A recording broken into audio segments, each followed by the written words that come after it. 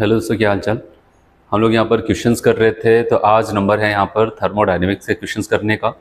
तो हम लोग यहाँ पर सबसे पहले सेक्शन ए के क्वेश्चंस करने वाले थर्मोडायनेमिक्स के। तो चलो यहाँ पर देखते हैं, स्टार्ट करते हैं। तो थर्मोडायनेमिक्स में सेक्शन ए के क्वेश्चंस में अगर पहला क्वेश्चन यहाँ पर हम लोग देखते हैं, तो यहाँ पर आपको बताया गया, in an isochoric process the increase in internal energy is. अगर कोई आइसोकोरिक प्रोसेस है तो यहाँ पर इंक्रीज इन इंटरनल एनर्जी मतलब डेल्टा ई क्या होगा, ये हमको बताना। और आइसोकोरिक प्रोसेस आपको बताया वॉल्यूम का जो चेंज हो जाएगा वो जीरो हो जाता है। और हमारे पास एक कॉन्सेप्ट है फर्स्ट लॉ ऑफ थर्मोडायनेमिक्स का ई, जिसको हम इंटरनल एनर्जी चेंज कहते हैं, क्यू प्लस डब्ल्यू। और अगर कोई आइसोकोरिक प्रोसेस होता है, सबको पता है आइसोकोरिक प्रोसेस के लिए अगर वॉल्यूम का चेंज जीरो तो वर्क डन वहाँ पर जीरो हो जाता है। तो उस कंडीशन पे आप बताओगे, इसका मतलब आपका यहाँ पर इंटरनल एनर्जी का जो चेंज हो जाएगा वो बराबर किसके हो जाएगा, क्यू के। तो इसलिए हम यहाँ पर कहेंगे कि डेल्टा ई इंटरनल एनर्जी क्या हो जाएगा, इक्वल टू हीट एब्जॉर्ब। ठीक है, तो आप बताओगे जितनी हीट को एब्जॉर्ब करेगा अगर एक आइसोकोरिक प्रोसेस होगा, उसी हीट को हम क्या बोलेंगे, उसका इंक्रीज्ड इन इंटरनल एनर्जी। तो पहला ही ऑप्शन आपका यहाँ पर टिक हो जाता है। ठीक है, इसके अलावा और भी था, तो आप बताइए पहला वाला ऑप्शन आपका यहाँ पर सही हो जाता है। चलिए नेक्स्ट यहाँ पर देखते हैं, बताइए कि the most random state of H2O system is water. अगर वाटर अपने कई फिजिकल स्टेट में है तो आपसे पता है कि सबसे ज़्यादा रैंडम, जहाँ पर डिसऑर्डरनेस मतलब जहाँ पर वो सबसे ज़्यादा फ्री होगा कहीं से कहीं पर जाने के लिए, वो कौन सी स्टेट होगी। कह रहा है आइस फॉर्म, कह रहा है लिक्विड फॉर्म, कह रहा है स्टीम, फिर कह रहा है liquid 25 degree C, liquid 80 degree C. तो आप बताओगे स्टीम को लगाएंगे। क्यों? स्टीम उसका गैसियस फॉर्म होता है, और गैसियस फॉर्म सबको पता है कि कौन ज़्यादा फ्रीडम होता है, रैंडमनेस सबसे ज़्यादा, डिसऑर्डर में सबसे ज़्यादा गैस फॉर्म की होती है, फिर लिक्विड और सबसे कम सॉलिड की होती है। तो वेपर फॉर्म इसका क्या हो जाता है, गैसियस फॉर्म होता है, इसीलिए हम इसको टिक करते और कहेंगे ये सबसे ज़्यादा वहाँ पर होगा। चलिए नेक्स्ट क्वेश्चन की बात करते हैं, क्वेश्चन नंबर 3। और आपको यहाँ पर बताया गया 5 mole of ideal gas expand reversibly from a volume 8 decimetre cube, मतलब 8 लीटर से वो 80 डेसीमीटर क्यूब मतलब 80 लीटर पर हो जाता है, temperature 27। The change in entropy, entropy का चेंज हमसे पूछा जा रहा है। तो हमारे पास एक फॉर्मूला है एंट्रोपी चेंज का, मैंने आपको बताया है, वो हो जाएगा डेल्टा एस इक्वल 2.303, ठीक है, N R log base 10 V2 upon V1। तो डेल्टा एस बराबर आप यहाँ पर 2.303 इंटू एन।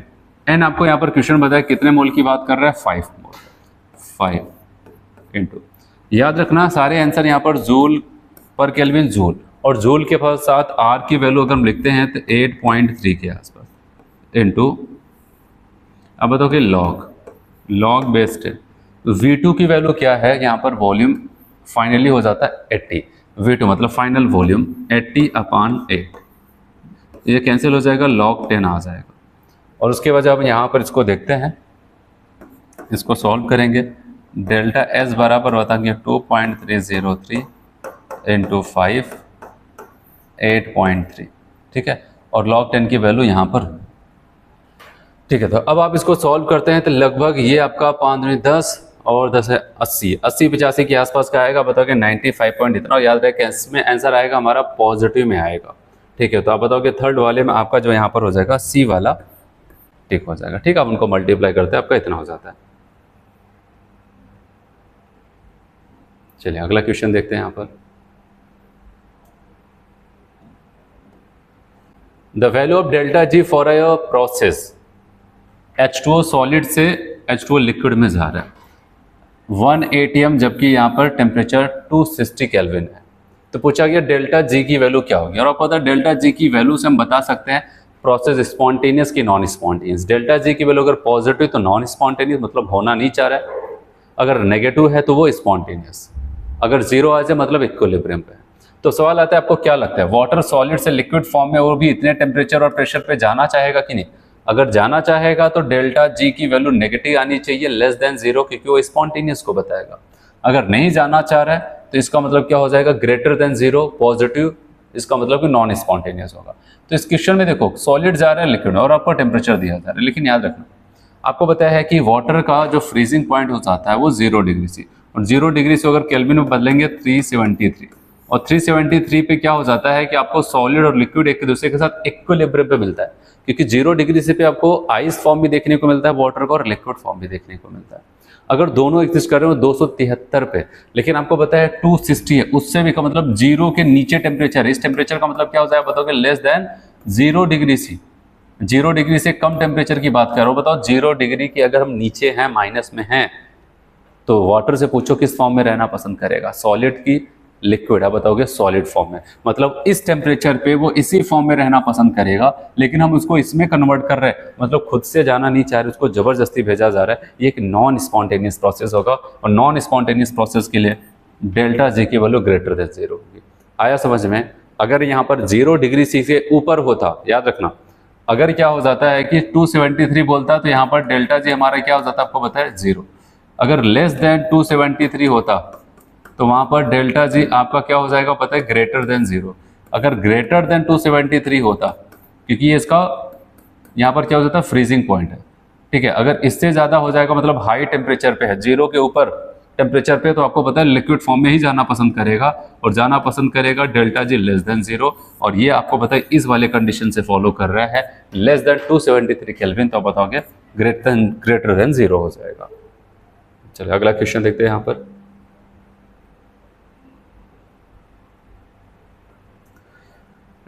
आपसे कह रहा है कि if S not for H2Cl2 and HCl are 0.13, 0.22 and 0.19 kilojoule per kelvin per mole respectively, total change in standard entropy for the reaction, इस रिएक्शन के लिए टोटल चेंज इन एंट्रोपी क्या हो जाएगी?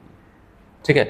और याद रहे आपको डेल एस की वैल्यू रिएक्टिव प्रोडक्ट का देकर के डेल्टा एस पूछ रहा है। याद रखना डेल्टा एस एक स्टेट फंक्शन की क्वांटिटी है, और इसको कैलकुलेट करने के लिए हमारे पास कॉन्सेप्ट है डेल्टा एस। अगर हम नॉट निकालते हैं यहाँ पर ओवरऑल, अब बताओगे यहाँ पर product minus delta S not reactant, ऐसा कुछ हो जाता है। फिर अब अगर हम डेल्टा एस नॉट की वैल्यू निकालेंगे, तो पहले हम किसको देखते हैं? प्रोडक्ट। प्रोडक्ट में क्या हो जाएगा? 2 इंटू डेल्टा, हाँ यहाँ पर आप ऐसा कह सकते हैं डेल्टा एस लिखिए, फिर एस नॉट किसका? HCl का, क्योंकि 2 मोल है, फिर माइनस यहाँ पर कहेंगे एस नॉट H2 का प्लस एस नॉट Cl2 का। अब इनकी वैल्यू रख करके सॉल्व करनी है, तो डेल्टा एस नॉट जब आएगा, इनकी वैल्यू 2 है, 2 इंटू, और इसकी वैल्यू याद रखना वो 0.19 है, वैल्यू को पुट कर दिया, माइनस इसकी वैल्यू 0.13 प्लस 0.22, तो 19 दूना 38 आ जाएगा, 0.38, फिर उसके बाद माइनस यहाँ पर 3 to 5, 2 और 1 3, ठीक है इतना। तो जब इसको हम सॉल्व करते हैं 0.03 इतना किलो जूल पर मोल पर केल्विन आएगा, ठीक है ये। और बताओ कि ऑप्शन मैच नहीं कर रहा है, क्यों? क्योंकि यहाँ पर जो डाटा इन्होंने दिया है ये सब किसके साथ? किलो जूल के साथ है, और ऑप्शन जो इन्होंने बनाया है वो जूल जूल जूल जूल है। तो बताओ कोई दिक्कत नहीं भाई, 1000 से मल्टीप्लाई कर दो, जूल में भी आ जाएगा। जब 1000 से मल्टीप्लाई करेंगे तो आपको पता है ये 0.3 कदम पीछे जाएगा, तो बताओ ये 30, अब बताओगे जूल। तो आपका यहाँ पर कौन सा ऑप्शन? फर्स्ट ऑप्शन आपका यहाँ पर करेक्ट हो जाता है समझ में। तो चलिए अगला क्वेश्चन देखते हैं यहाँ पर।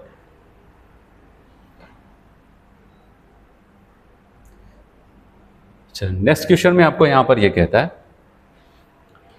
अ gas is allowed to expand under, एक गैस को एक्सपेंड किया जा रहा है, लेकिन किस कंडीशन में? अंडर रिवर्सिबल और adiabatic condition. What is 0 for such process?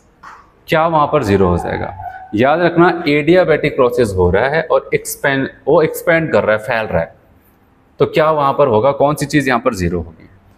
देखो आपको यहाँ पर बताया डेल्टा जी 0 तब होता है जब कोई चीज़ इक्विलिब्रियम पर है, वहाँ पर टेम्परेचर का चेंज वहाँ पर आपको बताया कि ऐसा कुछ आपको देखने को नहीं मिल रहा है। आइसोथर्मल कहीं पर बोला हो कि ये 0, अब बचता ये 0 होगा कि नहीं होगा? मैंने आपको यहाँ पर डेल्टा एस का एक फॉर्मूला बताया, क्यू रिवर्सिबल अपॉन टी, याद आया? अगर वो एडियाबैटिक प्रोसेस है तो क्यू रिवर्सिबल की वैल्यू क्या हो जाएगी? 0। अगर वो 0 हुआ तो डेल्टा एस की वैल्यू क्या? 0 अपॉन टी का मतलब डेल्टा एस की वैल्यू 0। तो बताओगे अगर एडियाबैटिक कंडीशंस में इसमें से कोई 0 हो सकता है तो क्या हो जाएगा? डेल्टा एस हो जाएगा। क्यों? क्योंकि वहां पर एडियाबैटिक प्रोसेस ना तो हीट को एब्जॉर्ब कर सकता है ना तो रिलीज कर सकता है। और मैंने आपको बताया था कि आइसोथर्मल कंडीशन में यहाँ पर आप बताओगे अगर रिवर्सिबल कंडीशंस में कोई सिस्टम जितनी हीट को एब्जॉर्ब करता है जिस टेम्परेचर पे, उन दोनों का रेशियो ही डेल्टा एस कहलाता था। तो ये वैल्यू 0, तो पूरा टर्म 0, तो डेल्टा एस यहाँ पर 0 हो जाएगा। ठीक है,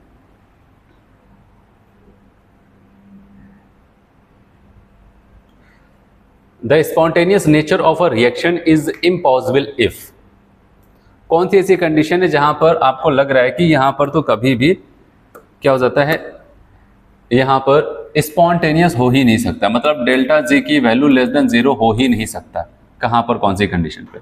सबसे पहले कैसे देखा जाता है अगर मैं आपको बताऊं तो हमें पता है डेल्टा जी बराबर हम कहेंगे delta H minus T delta S, ये होता है। अगर पूछा गया इम्पॉसिबल है स्पॉन्टेनियस होना, तो मतलब हमें वो कंडीशन चाहिए जो एट ऑल टेम्परेचर वो क्या हो जाएगा, वहां पर आपको नॉन स्पॉन्टेनियस देखने को मिले। और जब ऐसा नॉन स्पॉन्टेनियस की बात आती है तो याद रखना डेल्टा एच हमें इसकी वैल्यू पॉजिटिव चाहिए, मिला जुला के हमें एट ऑल कंडीशन इसकी वैल्यू हमें पॉजिटिव चाहिए। ठीक है, एट ऑल टेम्परेचर, तो वही कंडीशन की बात करें, मतलब किसी भी टेम्परेचर पे डेल्टा जी की वैल्यू ऑलवेज पॉजिटिव है। ऐसा तभी पॉसिबल हो जाता है जब आगे वाली वैल्यू डेल्टा एच की वैल्यू क्या आ जाए, आपको पॉजिटिव मिले। और याद रखना, और अगर इसको हम क्या करते हैं, अगर पॉजिटिव रखेंगे तो पॉजिटिव नेगेटिव क्या हो जाएगा, नेगेटिव।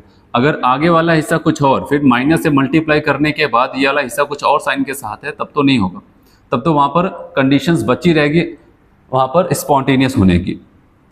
लेकिन अगर मैं इसको पॉजिटिव कर दूं, डेल्टा एस को नेगेटिव रख दूं, डेल्टा एस को अगर नेगेटिव कर दो, आप सोचो क्या होगा, ये पॉजिटिव, ऐसा देखना क्योंकि यहाँ पर पूरा प्लस माइनस का खेल है, और मैंने केवल अभी डेल्टा एस को अगर नेगेटिव किया तो आपको बताइए डेल्टा एस का जो नेगेटिव साइन यहाँ पर जो नेगेटिव से मल्टीप्लाई हो जाए, ओवरऑल पीछे की टोटल वैल्यू क्या हो जाएगी, पॉजिटिव।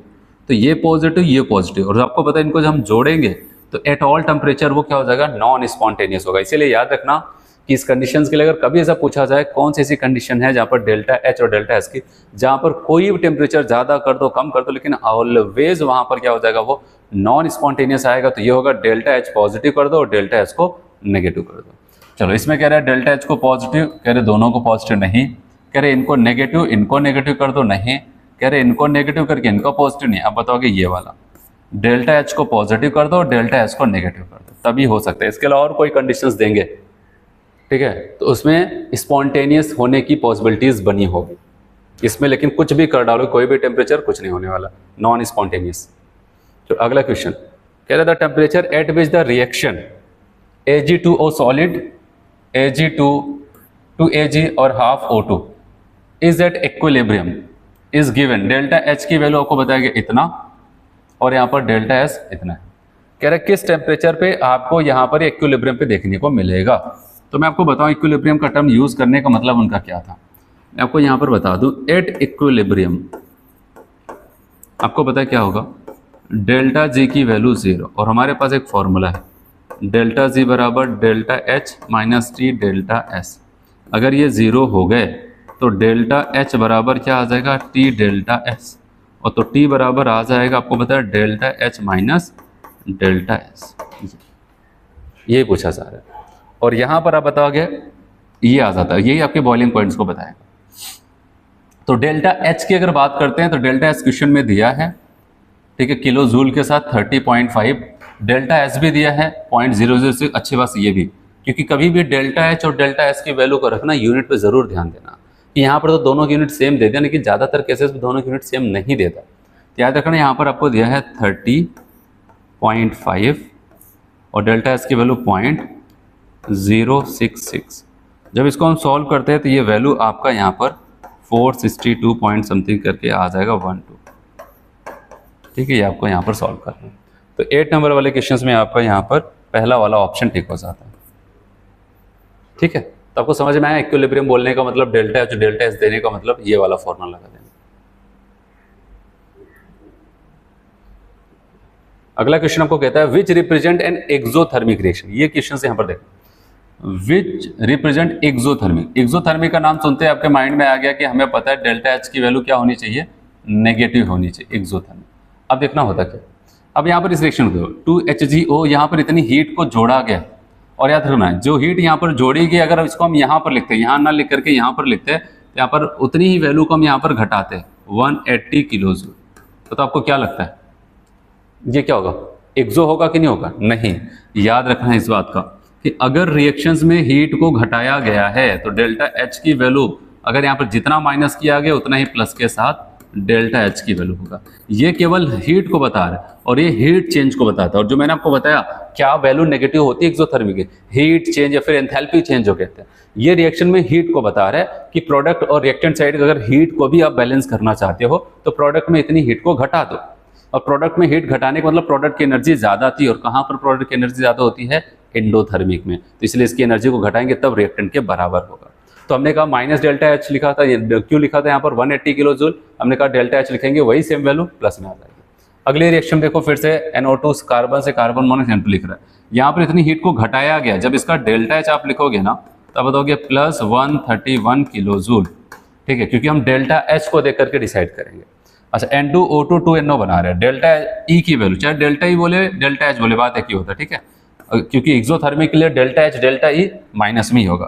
तो यहाँ पर इतना दिया है तो बताओगे ये वैल्यू देखो डायरेक्टली प्लस में लिखा नहीं, हमने कहा कि यहाँ पर डेल्टा एच या फिर डेल्टा ई बात करें क्योंकि दोनों के लिए वैल्यू नेगेटिव होगी। हाँ, इनके बीच में रिलेशन चलता है, वो एंथैल्पी चेंज है, इंटरनल एनर्जी चेंज चलता है, कोई दिक्कत नहीं। ये पॉजिटिव है तो आप बताओगे ये भी एंडोथर्मिक को ही बता रहा है, ये भी ऑप्शन गया। C2H2 2H2 सिलेक्शन करके C2H6 बना रहा है और यहाँ पर इसकी वैल्यू नेगेटिव मिली है। देखना यहाँ पर ये अलग से डेल्टा ई हीट का चेंज आपको नेगेटिव मिला है। अब आप बताओगे यही यहाँ पर एक्सोथर्मिक होगा, ठीक है, तो हम यहाँ पर डी वाले को टिक करते हैं। तो इसीलिए इन सारी चीज़ों को ज़रूर ध्यान देना। चलिए अगला question, which of the following value of heat of formation indicates that the product is least stable. ठीक है, यहाँ पर आपको डेल्टा एच की वैल्यू दिया है, value of formation, delta H की वैल्यू देकर के पूछा किसका प्रोडक्ट सबसे कम स्टेबल होगा।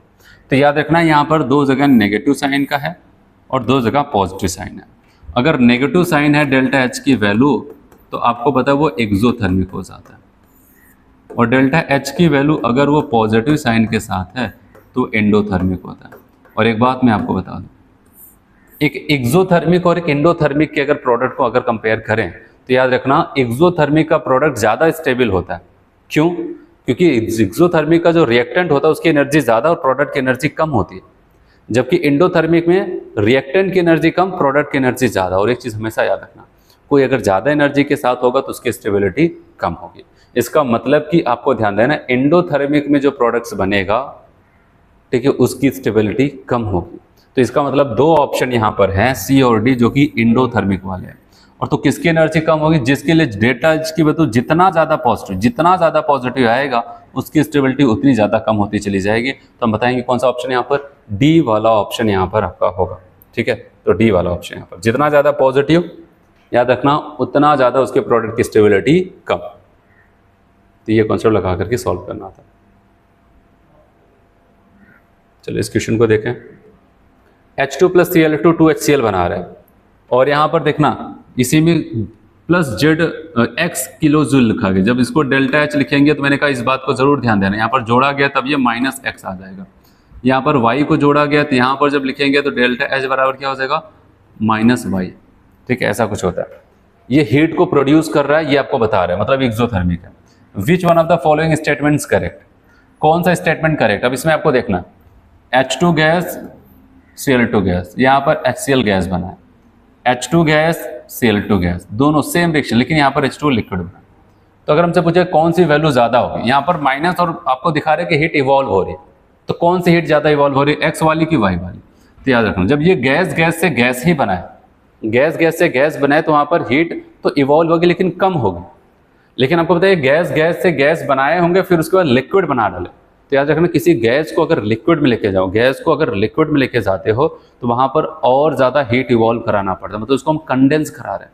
और किसी चीज़ को अगर कंडेंस कराएंगे तो उसको क्या करना पड़ेगा? हीट को और ज़्यादा बाहर निकालना पड़ेगा। इसीलिए याद रखना कि यहाँ से यहाँ तक तो पहुँचे एक्स है, लेकिन अभी इसके बाद और हीट इवॉल्व करोगे तब लिक्विड में आओगे।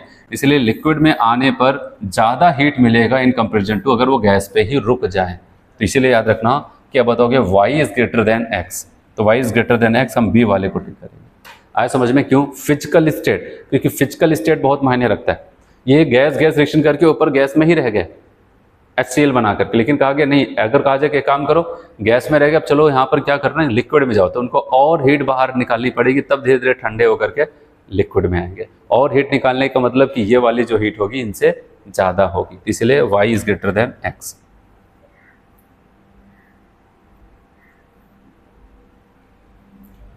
चलो यहाँ पर देखते हैं, रिएक्शन H2 प्लस I2 बना रहे 2HI, डेल्टा H की वैल्यू 12.4 किलो कैलोरी।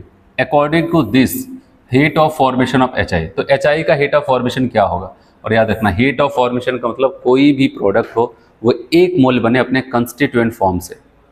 अगर हम बात करते हैं 1 मोल, यहाँ पर आपको जो रिएक्शंस दिया गया वो 2 मोल का हीट दिया गया, ठीक है। हम ऐसे कह सकते हैं फॉर 2 मोल HI, जब 2 मोल HI बनेगा तब तो हीट 12.40 किलो कैलोरी है। लेकिन आपको पता है हीट ऑफ फॉर्मेशन का मतलब कितना, पर मोल की बात करता है। फॉर 1 मोल HI, जब 1 मोल की बात आएगी तो बताओ 2 मोल में उतना दे रहा है, तो 1 मोल में क्या हो जाएगा, उसका आधा। अब बताओ कि यहाँ पर 6.2, ठीक है, 6.20 इतना किलो कैलोरी। तो इसीलिए ये क्वेश्चंस बनाएगा। बताओ कि 6.20 किलो कैलोरी लगाना पड़ेगा आपको। हीट ऑफ फॉर्मेशन HI का आपको दिया था 12.40, लेकिन यहाँ पर इसने 2 मोल दिया था, इसका मतलब भाई 2 मोल की बात कर रहा है, इस रिएक्शन के लिए दिया था। तो हमने कहा कि हीट ऑफ फॉर्मेशन तब कहा जाता है जब प्रोडक्ट 1 मोल बने, तो 2 मोल के लिए जब इतना है तो 1 मोल के लिए उसका आधा, तो हम इसी को टिक कर देते हैं।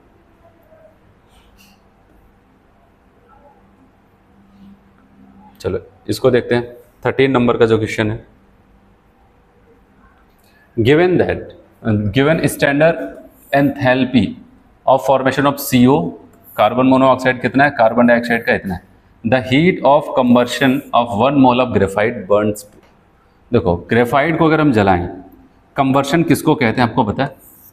कंबर्शन के लिए आपको यहाँ पर याद रखना है, जब कार्बन ग्रेफाइट अगर कंप्लीटली ऑक्सीजन से रिएक्शंस करके कार्बन डाइऑक्साइड बनाएगा, इसी को हम हीट ऑफ कंबर्शन कहते हैं।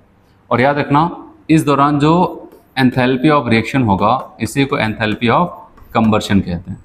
और अगर हमसे कभी पूछा जाए चलो कार्बन ग्रेफाइट को लेकर चलते हैं, हाफ O2 से रिएक्शंस करा के कार्बन मोनोऑक्साइड पे ही रोक दे, क्या इस हीट ऑफ रिएक्शंस को हीट ऑफ कंबर्शन का नाम देंगे? नहीं। क्यों? उसका रीज़न यहाँ पर आपको ध्यान देना है, क्योंकि हम कंबर्शन तब बोलते हैं जब हमारा कोई कार्बन अगर उस कंपाउंड के अंदर जिसको जलाना चाहते हो पूरा का पूरा कार्बन डाइऑक्साइड में पहुंचे। अगर इस हिसाब से अगर देखें स्टैंडर्ड एंथैल्पी ऑफ फॉर्मेशन, ये भी फॉर्मेशन की रिएक्शन कार्बन मोनोऑक्साइड का है, ये कार्बन डाइऑक्साइड का है। लेकिन अगर कार्बन मोनोऑक्साइड कार्बन डाइऑक्साइड, तो कह रहे हैं heat of combustion when 1 mole of graphite is burn. तो हीट ऑफ कंबर्शन मतलब जो कार्बन डाइऑक्साइड में पूरा पहुंचे, तो इसका मतलब इसी रिएक्शंस की बात कर रहे हैं। जब यहाँ पर क्या हुआ, कार्बन ऑक्सीजन से रिएक्शन करके कार्बन डाइऑक्साइड बनाए, इसको हम कार्बन डाइऑक्साइड, यहाँ पर हीट ऑफ रिएक्शन को हीट ऑफ फॉर्मेशन भी कह सकते हैं कार्बन डाइऑक्साइड का, या फिर heat of combustion of carbon का भी बोल सकते हैं।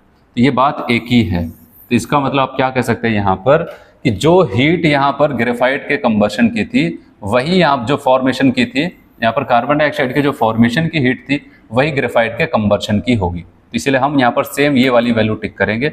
अब बताओगे यहाँ पर 340, 394, तो सी ऑप्शन करेक्ट हुआ। अगला क्वेश्चन देखते हैं यहाँ पर,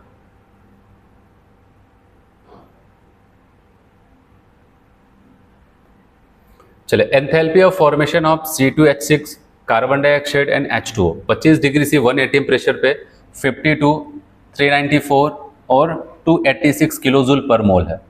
कह रहे थे enthalpy of combustion of C2H4 क्या होगा। सबके फॉर्मेशन की वैल्यू दिया है और हमसे पूछा जा रहा है उनके क्या कंबर्शन की वैल्यू क्या होगी। तो याद रखना सबसे पहले हम क्या करते हैं, यहाँ पर इनके कंबर्शन की रिएक्शंस लिखते हैं। C2H4 वो ऑक्सीजन से रिएक्शंस करके यहाँ पर बना देगा 2CO2 प्लस 2H2O, ठीक है, 2CO2 प्लस 2H2O। अब अगर हम यहाँ पर रिएक्शंस को बैलेंस करें तो आप बताएंगे 2 2 4 और 2 यहाँ पर 6, यहाँ पर 3, ये कंबर्शन की रिएक्शंस है। और आपको पता है ये एक रिएक्शन तो है, यहाँ पर जो हीट का चेंज होगा उसको हीट ऑफ रिएक्शंस तो कहेंगे ही कहेंगे, लेकिन इस हीट ऑफ रिएक्शन को हीट ऑफ कंबर्शन भी कह सकते हैं, और वही हीट ऑफ कंबर्शन आपसे पूछा जा रहा है। मतलब इस रिएक्शंस के लिए याद रखना कि ओवरऑल रिएक्शंस का हीट ऑफ रिएक्शंस पूछा जा रहा है जिसका नाम कंबर्शन। लेकिन अब सवाल आता है हम क्या करें, हमें यहाँ पर C2H4 कार्बन डाइऑक्साइड वाटर का फॉर्मेशन की रिएक्शंस दिया है, एंथैल्पी ऑफ फॉर्मेशन। तो बहुत लोग कंफ्यूज्ड होते हैं कि हम क्या करें, ठीक है, कौन सा फॉर्मूला लगाएं, क्योंकि कंबर्शन के केसेस में प्रोडक्ट रिएक्टेंट माइनस प्रोडक्ट किया जाता है और फॉर्मेशन के केस में प्रोडक्ट माइनस रिएक्टेंट किया जाता है। तो यहाँ पर हमें क्या करना है, तो यहाँ पर याद रखना जो पूछा जा रहा है उससे मायने नहीं रखता है। जो डाटा आपको रिएक्टेंट और प्रोडक्ट का दिया है उसी के हिसाब से फॉर्मूला लगाएंगे। जैसे क्या दिया है रिएक्टेंट प्रोडक्ट का, अब बताओ रिएक्टेंट और प्रोडक्ट का हमें यहाँ पर क्या दिया है, एंथैल्पी ऑफ फॉर्मेशन, फॉर्मेशन दिया, क्या एंथैल्पी ऑफ फॉर्मेशन। और फॉर्मेशन का डाटा अगर आपको दिया है तो आपको यहाँ पर फॉर्मूला प्रोडक्ट माइनस रिएक्टेंट लगाना, ठीक है, क्योंकि आपसे कंबर्शन बोले चाहे हीट ऑफ रिएक्शंस बोले, रिएक्शंस को देकर के बात तो एक ही, मतलब आपसे हीट ऑफ रिएक्शन ही पूछ रहा है, लेकिन जानकारी आपको किसका दिया है, फॉर्मेशन का। तो फॉर्मेशन का फॉर्मूला लगाएंगे, इसलिए हम लोग यहाँ पर ये कहेंगे एंथैल्पी ऑफ रिएक्शन या फिर एंथैल्पी ऑफ कंबर्शन बराबर, तो यहाँ पर फॉर्मेशन के हिसाब से 2 into enthalpy of formation carbon dioxide का plus 2 into enthalpy of formation water का, ठीक है, उसके बाद माइनस यहाँ पर कहेंगे एंथैल्पी ऑफ फॉर्मेशन किसका, C2H4 का। आपको बताया सबको यहाँ पर इसकी वैल्यू तो क्वेश्चन में दी है, क्योंकि ये स्टेबल फॉर्म है, कंस्टिट्यूएंट फॉर्म उसका 0 हो जाता है। अब यहाँ पर वैल्यू को रख करके सॉल्व करते हैं। कार्बन डाइऑक्साइड का यहाँ पर ध्यान देना, जैसे जैसे वैल्यू दे उसे रखना है। यहाँ पर CO2 को रखना, CO2 की वैल्यू ये है -394, ठीक है, प्लस 2 इंटू यहाँ पर किसका है, वाटर का। वाटर का कौन सा वैल्यू है यहाँ पर, थर्ड वाला, -286, ठीक है, ये हुआ। फिर उसके बाद हम लोग यहाँ पर आते हैं minus enthalpy of formation C2H6, वो जो कि पहले वाली वैल्यू, इनकी वाली वैल्यू वो 52 है, ठीक है। तो ऐसा हो जाता है यहाँ पर। फिर इसके बाद हम यहाँ पर सॉल्व करते हैं इनको, देखना ये पूरा माइनस माइनस में, तब बताओगे यहाँ पर 4 हो जाएगा, ठीक है, यहाँ पर 9 दूनी 18, 3 दूनी 6, 1 7, ठीक है, माइनस में। और यहाँ पर ये भी माइनस होगा, 6 दूनी 12, 8 दूनी 16, 1 17, 2 दूनी 4, 1 5, ठीक है, इतना। फिर -52। अब इतना माइनस, इतना माइनस, इतना माइनस, सभी को हम जोड़ लेते हैं, क्योंकि सबके सब माइनस है, तो यहाँ पर जोड़ करके माइनस में वैल्यू आपकी आएगी -1412, इतना किलो जूल आपको देखने को मिलेगा, ठीक है। तो यहाँ पर कौन सा ऑप्शन हो जाएगा आपका, बी वाला ऑप्शन करेक्ट हो जाता है। तो चलिए अगला क्वेश्चन देखते हैं। यहाँ पर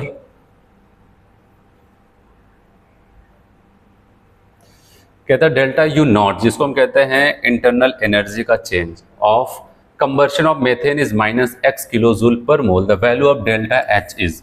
और सभी ऑप्शन में डेल्टा एच की वैल्यू को greater than delta U not, less than, equal, 0 ऐसा बताएंगे। तो इस क्वेश्चन को हम कैसे करते हैं, यहाँ पर ध्यान देना।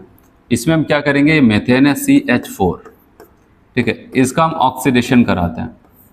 जब ऑक्सीडेशन कराएंगे तो आपको याद रखना है जितना कार्बन उतने का कार्बन डाइऑक्साइड बना दिया, गैस, याद रखना मेथेन भी गैस है, ऑक्सीजन गैस। फिर जितना हाइड्रोजन मतलब 4, उसका आधा वाटर बना दिया, ये रहा। और याद रखना जब आपको यहाँ पर ध्यान देना है, कुछ ना बताया तो हमेशा याद रखना, जब किसी भी सब्सटेंस का कंबशन करेंगे, अगर वाटर बनता है तो वाटर लिक्विड बनता है। अगर वो कभी खुद से गैस बना के लिख दे तो अलग बात है, नहीं तो वाटर लिक्विड बनाएंगे। और उसके बाद आपको यहाँ पर ऑक्सीजन को बैलेंस करना है, तो इधर जितना ऑक्सीजन के एटम होगा उसका आधा O2 के सामने लिखना है। यहाँ पर 2 और 2 कितना हो जाएगा, 4, 4 का आधा कितना हो जाएगा, 2। ये आपका एक बैलेंस केमिकल रिएक्शन है। और आपको बताया डेल्टा यू डेल्टा एच के बीच का जो एक रिलेशन होता है वो मैंने आपको बताया था, delta U plus delta NgRT। कौन बड़ा होगा कौन छोटा होगा वो तो डिसाइड कौन करेगा, आपको पता है, डेल्टा Ng। और इस रिएक्शन के लिए अगर डेल्टा Ng की वैल्यू हम लिखें तो प्रोडक्ट साइड देखो, लिक्विड वाले को नहीं, गैस वाले को लिखते हैं। यहाँ पर 1 है, फिर माइनस, यहाँ पर 1 और यहाँ पर 2, टोटल 3, तो आ जाए कितना, -2। और -2 का मतलब पता है delta Ng is less than 0। अगर ऐसा होता है delta H0 is less than delta U0, तो डेल्टा H0 की वैल्यू U0 से क्या हो जाएगी, कम आएगी। और वही आपको बताना था, डेल्टा H0 की वैल्यू बताओगे लेस देन U0, क्या हो जाएगा, लेस देन U0 आ जाएगा, डेल्टा U0। तो ए वाला हो जाएगा, क्योंकि इस रिएक्शंस के लिए डेल्टा Ng की वैल्यू लेस देन 0 आई थी। तो 15 का जो आपका हो जाएगा यहाँ पर ए ऑप्शन करेक्ट हो जाता है। चलो नेक्स्ट देखते हैं। यहाँ पर आपको बताया गया गिवन ए सॉलिड से ए लिक्विड में जा रहा है, डेल्टा एच की वैल्यू एक्स है, जिसको कहते हैं यहाँ पर सॉलिड से अगर लिक्विड में जा रहा है, ठीक है, एंथैल्पी ऑफ फ्यूजन। फिर लिक्विड से गैस में जा रहे हैं, देखो यहाँ पर इस बात को जल्दबाजी मत करना, -z इसी रिएक्शन में लिखा गया, तो अगर हम यहाँ पर डेल्टा एच लिखेंगे तो आपको क्या मिलेगा, -y इसमें लिखा तो आप बताएंगे +y हो जाएगा। अच्छा यहाँ पर अलग से लिखा था रिएक्शंस में, नहीं इसको z लिखा, x लिखा था +x या फिर -x, लेकिन यहाँ पर अलग से लिखा तो हमने कहा चलो ठीक है ये हमारा एंथैल्पी ऑफ फ्यूजन होगा। ये यहाँ पर -y लिखा था तो हम कहेंगे इसको अलग से यहाँ पर डेल्टा एच में लिखेंगे तो +y बन जाएगा। तो ये था हमारा एंथैल्पी ऑफ वेपराइजेशन, ये था सब यहाँ पर फ्यूजन। तो पूछा गया एंथैल्पी ऑफ सब्लिमेशन क्या होगा, तो मैंने आपको बताया था जब अगर हमसे कभी एंथैल्पी ऑफ सब्लिमेशन पूछा जाए और अगर फ्यूजन और ये दिया है तो आपको बताया यहाँ पर एंथैल्पी ऑफ फ्यूजन, ठीक है, फ्यूजन प्लस एंथैल्पी ऑफ यहाँ पर वेपोराइजेशन, तो ये हो जाता है, क्योंकि ये दो प्रोसेस होता है। अगर किसी सॉलिड को हम लिक्विड में फिर लिक्विड से गैस में लेके जाएं, या फिर हो सकता है जितना हमने क्या किया सॉलिड से लिक्विड में लेके जाने पर हीट दिया, एंथैल्पी ऑफ फ्यूजन, फिर लिक्विड से वेपर में जाने पर हीट दिया, दोनों हीट को मिला करके एक ही बार में दे देंगे तो हमें क्या मिल जाएगा, सब्लिमेशन, और सॉलिड से डायरेक्ट गैस पे चला जाएगा। तो हम कहेंगे यहाँ पर इसकी वैल्यू जो है, इनके लिए उन्होंने लिखा है x, इनके लिए y, तो एंथैल्पी ऑफ सब्लिमेशन बराबर, आप बताओगे यहाँ पर ये x है और ये +y है। याद रखना अगर आप इसको इसी को डेल्टा एच मान लेंगे तो यहाँ पर बहुत लोग माइनस कर देंगे, x - y कर देंगे, गड़बड़ हो जाएगा, बताएंगे x + y, क्योंकि हम अपने हिसाब से बना लेंगे यहाँ पर डेल्टा एच की वैल्यू क्या बनेगी, ठीक है, तो उसके हिसाब से टिक करते हैं x + y। चलिए नेक्स्ट देखते हैं। यहाँ पर कहता है कि sulphur solid 3O2 3/2 O2 SO2 + 2x kilo calorie, फिर यहाँ पर SO2 + ½ O2 SO3 + y kilo calorie. तो पूछना क्या चाहता है, यहाँ पर है, कह रहे हैं find of heat of formation of SO2। अगर SO2 बनाया जाए तो क्या होगा, SO2 बनाना, SO2 बनाने का मतलब आपको पता है इस रिएक्शन को हमें रिवर्स करना पड़ेगा। क्या करना पड़ेगा, रिवर्स। जब रिवर्स करेंगे तो यहाँ पर ध्यान देना ये इधर आ जाएगा, इधर चला जाएगा। तो अब यहाँ पर याद रखना यहाँ पर आ जाएगा SO3 गैस और ये लोग इधर पहुँच जाएंगे, क्योंकि हमें पता है जो बनाना है उसको प्रोडक्ट साइड होना चाहिए। तो SO2 को बनाना था तो SO2 एक रिएक्शन में दोनों में से मैच कर रहा है, वो सेकेंड में, और वो भी आपको रिएक्टेंट साइड, इसको घुमाना पड़ेगा, इसको घुमा देते हैं। जब घुमाएंगे तो आप बताएंगे यहाँ पर SO2 गैस + ½ O2 गैस। याद रहे जब आप रिएक्शंस को यहाँ पर देखो, यहाँ पर +y था, जब इसको पलट देंगे तो -y किलो कैलोरी आ जाएगा, ठीक है ऐसे। लेकिन जब इसका डेल्टा एच लिखेंगे, भी डेल्टा एच नहीं तो वो क्या हो जाएगा, +y आ जाएगा ऐसे। अब सवाल आता है, अब इसको भूल जाओ, अब इस रिएक्शन को रिवर्स किया, अब जो फाइनल रिएक्शंस बनेगा क्या सच में SO2 का फॉर्मेशन उसमें होगा, तो आप कहेंगे देख लेते हैं। तो अब आप देखो इसको भूल जाओ, इसको मैंने एडजस्ट कर दिया। अब यहाँ पर ये वाली और ये वाली रिएक्शंस को देखना, SO3 से SO3 कैंसिल, और यहाँ पर सल्फर बच रहा है, और देखो यहाँ पर 1/2 क्या हो जाता है, O2, यहाँ पर 3/2, इसको कैंसिल कर देंगे, यहाँ पर क्या केवल O2 बचेगा, यहाँ पर 1/2 O2, ठीक है। तो यहाँ पर ये हो जाता है O2, और उसके बाद फिर क्या हो जाएगा, इधर आपका बचेगा SO3। तो अब अगर हम देखें यहाँ पर सल्फर सॉलिड प्लस यहाँ पर क्या हो जाएगा O2, ये मिल करके बना देगा SO2। और ऐसा कब किया गया, मैंने ये और ये वाली रिएक्शंस जोड़ी, ये और इस वाली रिएक्शन को रिवर्स करके जोड़ा है, तो ऐसा कुछ हो जाएगा। अब यहाँ पर अगर हमसे पूछा जाएगा डेल्टा एच, तो याद रखना यहाँ पर आपको लिखा था +2, लेकिन मैंने कहा जब इसका डेल्टा एच लिखेंगे तो क्या आ जाएगा उसमें, -2x हो जाएगा, ठीक है, -2x हो जाएगा। अब जब डेल्टा एच लिखेंगे तो यहाँ पर क्या आ जाएगा बताओ, इनको जोड़ा जाएगा। अब बताओगे -2x + y, या फिर ऑप्शन के हिसाब से अगर देखें तो ऐसा है x - y - 2x भी लिख सकते हैं। अब देखते कोई ऑप्शन मैच कर रहा है, y - 2x, हम कहेंगे यहाँ पर b वाले को टिक करें। तो कुछ नहीं करना था आपको पता, अगर कई रिएक्शंस को जोड़ करके फाइनल रिएक्शंस बने, उनके एंथैल्पी ऑफ रिएक्शंस को जोड़ दो, फाइनल रिएक्शन की एंथैल्पी ऑफ रिएक्शंस बन जाती है, हेस लॉ। तो यहाँ पर बताया गया कि हमें SO2 अगर बनाना था तो दूसरी वाली रिएक्शन को घुमाना पड़े, हमके घुमा तो कोई दिक्कत नहीं, बस याद रखना यहाँ पर +y था तो -y हो जाएगा। हाँ, जब डेल्टा एच लिखेंगे तो साइन बदल जाता है, तो +y हो जाएगा, ठीक है, डेल्टा एच में। और इसको हमने कुछ नहीं किया, जैसा था वैसे रख दिया। हाँ, बस यहाँ पर +2x लिखा गया था इस रिएक्शंस में प्रोडक्ट साइड, तो हमने कहा जब डेल्टा H लिखेंगे तो -2x हो जाएगा। फिर ये वाली रिएक्शंस को जोड़ा तो ये रिएक्शंस बनी, और यहाँ पर अगर हमसे पूछा डेल्टा H तो हम कहेंगे y-2x कर देते हैं। आपका यहाँ पर यह आ जाता है, तो आपका बी वाला ऑप्शन यहाँ पर करेक्ट हो जाता है। चलिए 18 नंबर का यहाँ पर क्वेश्चन देखते हैं। An isolated system find the condition for spontaneous reaction. याद रखना आइसोलेटेड सिस्टम है, स्पॉन्टेनियस की कंडीशन आपसे पूछी जा रही है, तो याद रखना पहले सबसे बड़ी बात है, अगर कोई आइसोलेटेड सिस्टम है,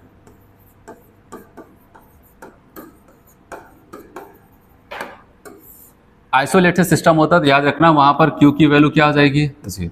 याद रखना आइसोलेटेड वो क्लोज सिस्टम होता है, मतलब कंटेनर क्लोज भी होता है, और साथ ही साथ वहां पर क्या हो जाता है, हीट का चेंज होता है। कंटेनर क्लोज भी होता है और इंसुलेटेड बॉन्डेड, Q की वैल्यू 0, तो हमें पता है U बराबर आ जाता था Q + W, तो ये दोनों अगर 0 तो U की वैल्यू भी क्या हो जाएगी, 0। तो बताओगे डेल्टा U की वैल्यू 0, ऐसा कुछ होगा। इतना तो पता चला कि चलो अगर आइसोलेटेड बोला गया तो डेल्टा U की वैल्यू को क्या कर देना है, 0।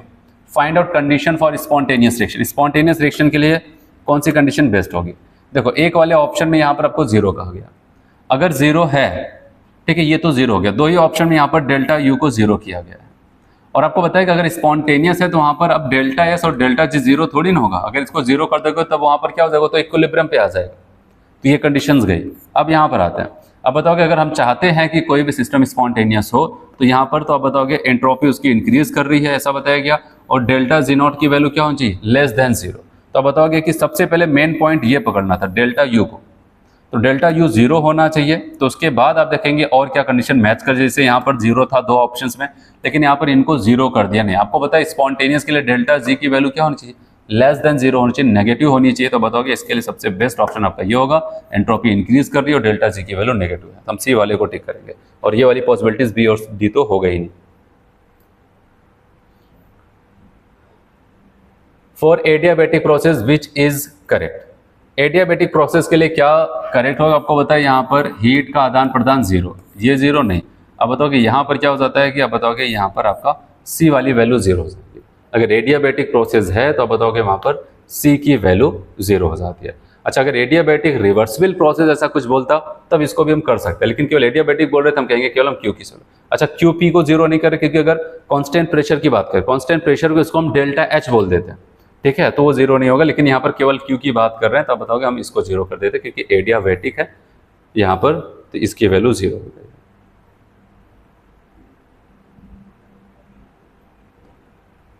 Based on the first law thermodynamic which one of the following is correct. तो फर्स्ट लॉ थर्मोडायनेमिक्स के हिसाब से कौन सा यहाँ पर आपको करेक्ट देखने को मिल रहा है, अगर उसको हम देखें तो चलिए सबसे पहले यहाँ पर फर्स्ट लॉ थर्मोडायनेमिक्स क्या होता था, मैंने आपको बताया था डेल्टा U बराबर Q + W, ठीक है। अब देखते हैं क्या हिसाब बना। First law thermodynamics which is correct, क्या करेक्ट हो रहा है, कह रहे for an isothermal process Q बराबर -W। अब बताओगे आइसोथर्मल आया तो डेल्टा U तो 0 हो जाएगा, लेकिन Q बराबर क्या हो जाएगा आपको पता है -W, तो ये तो क्या है प्लस लगाया उन्होंने, गलत। For an isochoric process delta U बराबर Q, तो आप बताओगे नहीं, आइसोकोरिक प्रोसेस के लिए W तो 0 हो जाएगा, और अगर W 0 हुआ तो Q बराबर किसके, U बराबर Q के हो जाएगा। इन्होंने -Q लिख करके गलती कर दी, गलत। फॉर एन एडियाबैटिक प्रोसेस, अगर कोई एडियाबैटिक प्रोसेस है तो बताओगे Q की वैल्यू 0, तो कह रहे डेल्टा U बराबर -W नहीं, आप बताओगे फॉर्मूला आपके सामने है, आप बताओगे डेल्टा U बराबर W, तो ये भी ऑप्शन आपका क्या है। फिर कहते हैं for a cyclic process Q बराबर -W। देखो अगर साइक्लिक प्रोसेस जितने भी स्टेट फंक्शन की क्वांटिटी हो जाएंगी वो 0 हो जाएंगे, अगर ये 0 हो जाएगा तो मैंने अभी आपको बताया था Q बराबर -W, और आप बताओगे यही वाला ऑप्शन आपका डी वाला करेक्ट हो जाता है।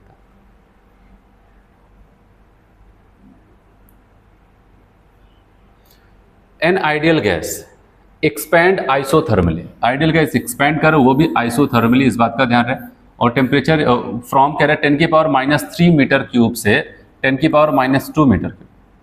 वॉल्यूम देखना यहाँ पर 10⁻³ से 10⁻² मतलब बढ़ रहा है, 300 kelvin temperature against a constant pressure, और प्रेशर वहाँ पर 10⁻⁵ न्यूटन पर मीटर स्क्वायर है। The work done on the gases, gas पे क्या वर्क डन किया गया है। अगर हम बात करते हैं यहाँ पर आइडियल गैस एक्सपेंड कर रहा है, ये सारी चीज़ें और यहाँ पर अगर आपको वॉल्यूम दे रहे हैं, एक्सटर्नल प्रेशर दे रहे हैं, तो आप बताओगे यहाँ पर जो हम फॉर्मूला लगाएंगे वर्क डन का कौन सा लगाएंगे, वर्क डन बराबर मैंने पढ़ाया था minus P external into delta we.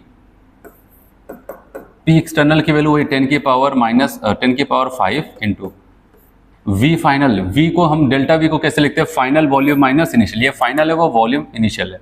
और आपको पता है 10 की पावर माइनस 2 माइनस 10 की पावर माइनस 3, यही करके सॉल्व करना है। तो W बराबर माइनस 10 की पावर 5 इंटू, आप इसको क्या लिख सकते हैं पता है, 0.01 ना, 2 अंक के बाद यहाँ पर हम दशमलव रख देते हैं डेसिमल, और यहाँ पर क्या हो जाएगा 10 की पावर माइनस 3, तो यहाँ पर 0.001 आया समझ में। ये आपको पता है 0.01 से 0.001 घटाएंगे तो यहाँ पर आ जाएगा 0.009, क्या आ जाएगा माइनस 10 की पावर 5 इंटू यहाँ पर याद रखना 0.009। और जब यहाँ पर 10 की पावर 5 है प्लस में, इससे मल्टीप्लाई होगा 3 0 3 पावर इसकी 1 2 3, यहाँ पर फिर 2 बचेगा उसके पीछे 2 0 लगाने में, तो माइनस 900। ठीक है, इतना आपके पास जूल आ जाएगा।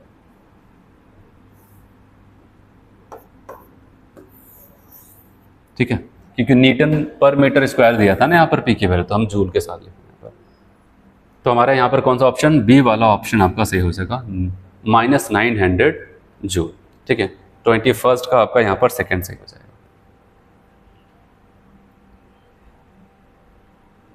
चलिए अगर बात करते हैं 22nd का, तो 22nd में यहाँ पर कौन सा ऑप्शन करेक्ट होगा, देखते हैं इसको। At 25 degree C when 1 mole of the butane is heated, CO2 and liquid H2O are formed, the work done। Work done हमसे पूछा जा रहा है। ठीक है, तो वर्क डन अगर पूछा जा रहा है, हमें क्या दिया जा रहा है, मोल दे रहा है ब्यूटेन का, और यहाँ पर लिक्विड में जा रहा है, और हमसे ये पूछा गया। देखो वर्क डन बराबर फार्मूला मैंने आपको बताया, W बराबर minus P external into delta B, ये तो हम जानते हैं, लेकिन इसमें उतना इन्फॉर्मेशन दिया ही नहीं। अब क्या करें, तो हमारे पास एक फॉर्मूला होता है PV बराबर NRT।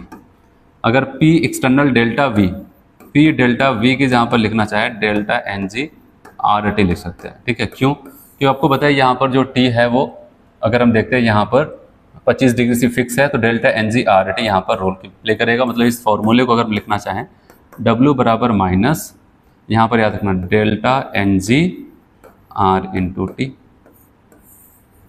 ऐसे आ जाता है।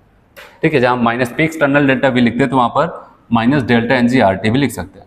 अब सवाल से चलो ठीक है R रख देंगे, क्योंकि लीटर एटीएम है, T की वैल्यू 25 है तो 298 केल्विन हो जाएगा, डेल्टा NG की वैल्यू।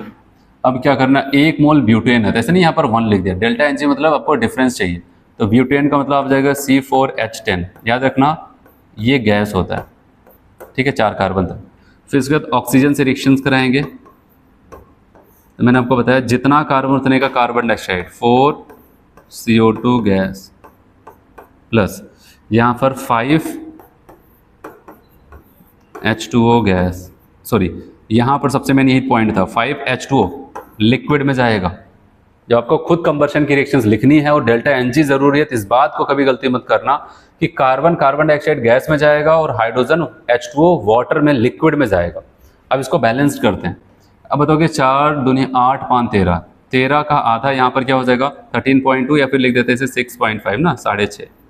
ये अगर हमसे पूछा डेल्टा NG की वैल्यू बताओ, तो क्या करोगे बताओ, इनको तो काउंट नहीं करेंगे, यहाँ पर 4 माइनस यहाँ पर क्या हो जाएगा 7.5, क्योंकि एक ये है, तब बताओगे यहाँ पर कितना हो जाएगा माइनस 3.5, 3.5। डेल्टा NG माइनस 3.5 है, और हमसे पूछा गया यहाँ पर बताओ। अब हम इस फॉर्मूले पे वैल्यू को रखते हैं, देखना यहाँ पर W बराबर माइनस डेल्टा NG यहाँ पर माइनस है, तो अब बताओगे यहाँ पर ये माइनस तो पहले फॉर्मूले में यहाँ पर माइनस 3.5 लिख दिया।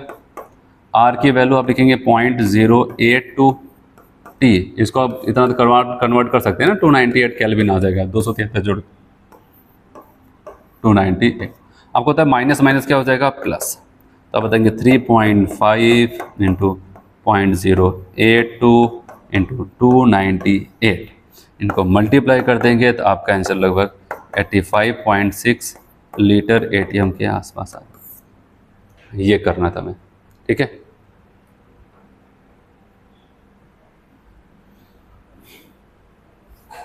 चलिए अगला क्वेश्चन देखते हैं।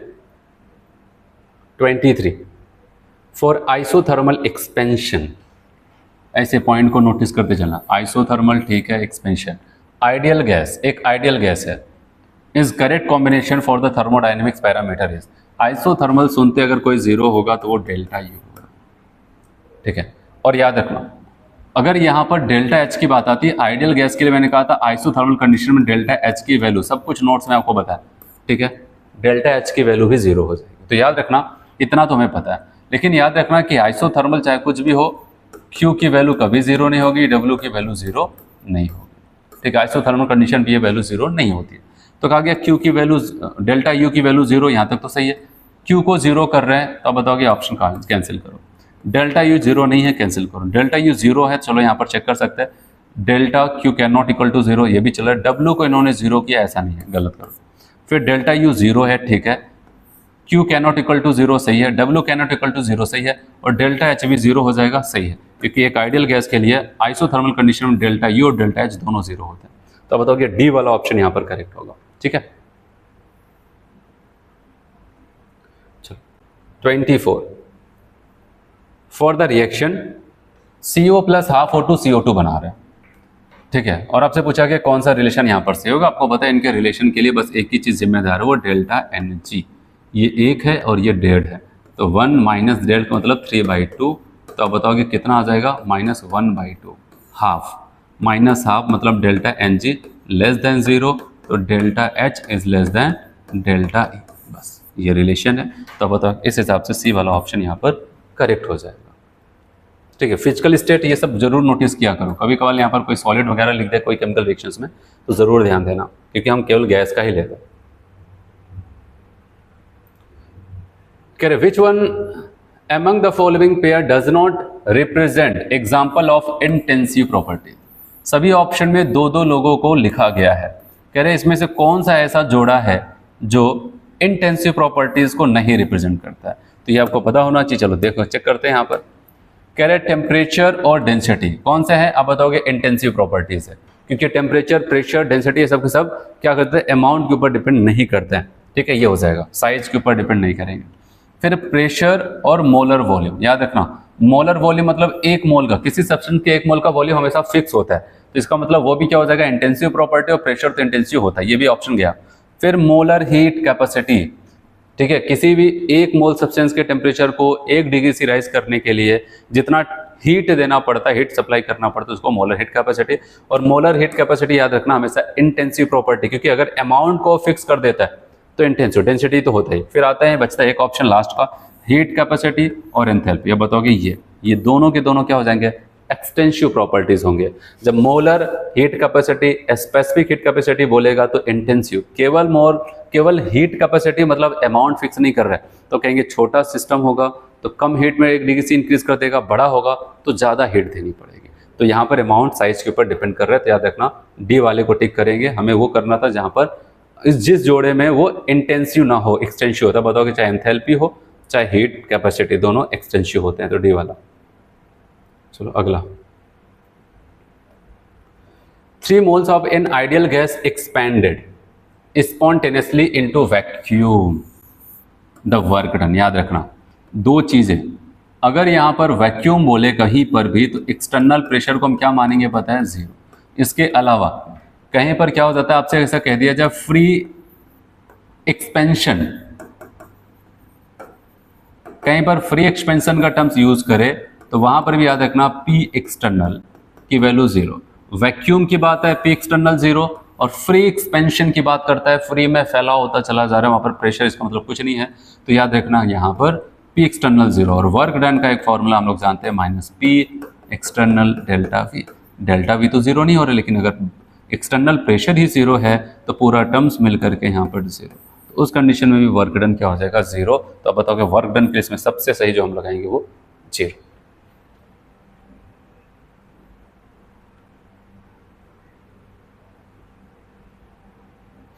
चलिए इस क्वेश्चन को देखें। The standard enthalpy of formation of ammonia इतना है किलोजूल पर मोल।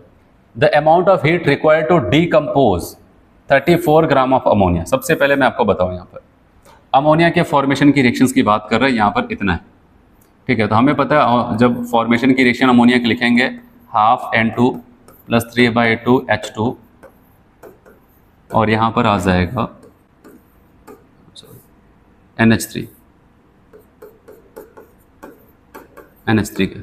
इस दौरान जो हीट ऑफ फॉर्मेशन आपको या फिर हीट ऑफ रिएक्शंस दिया गया वही है -91.8 किलो जूल पर मोल।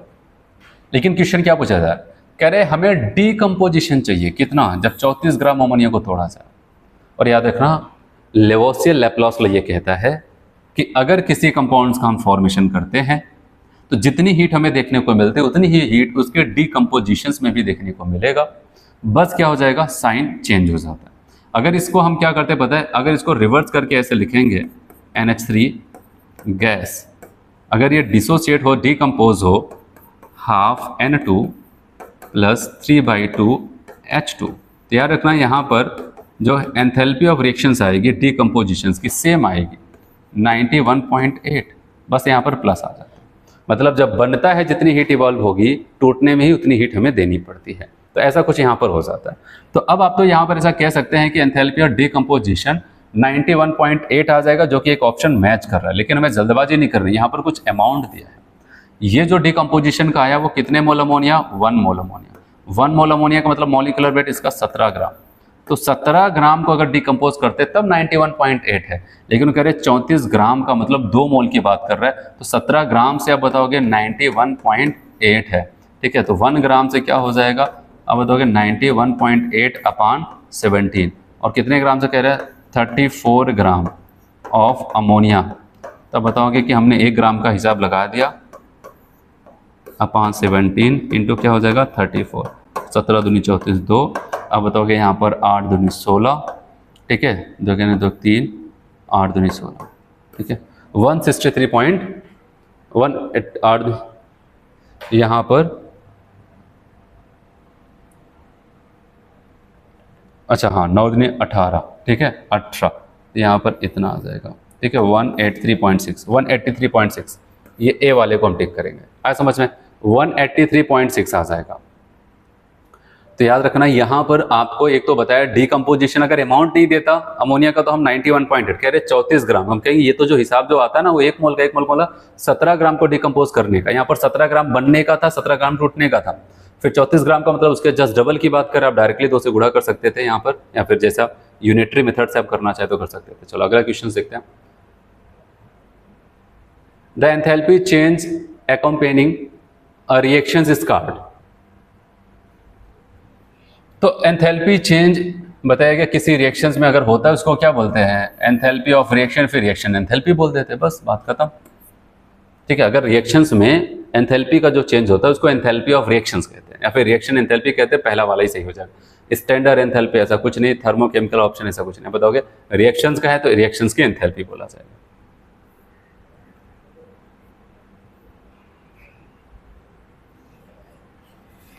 चलो यहां पर इस क्वेश्चन को देखें।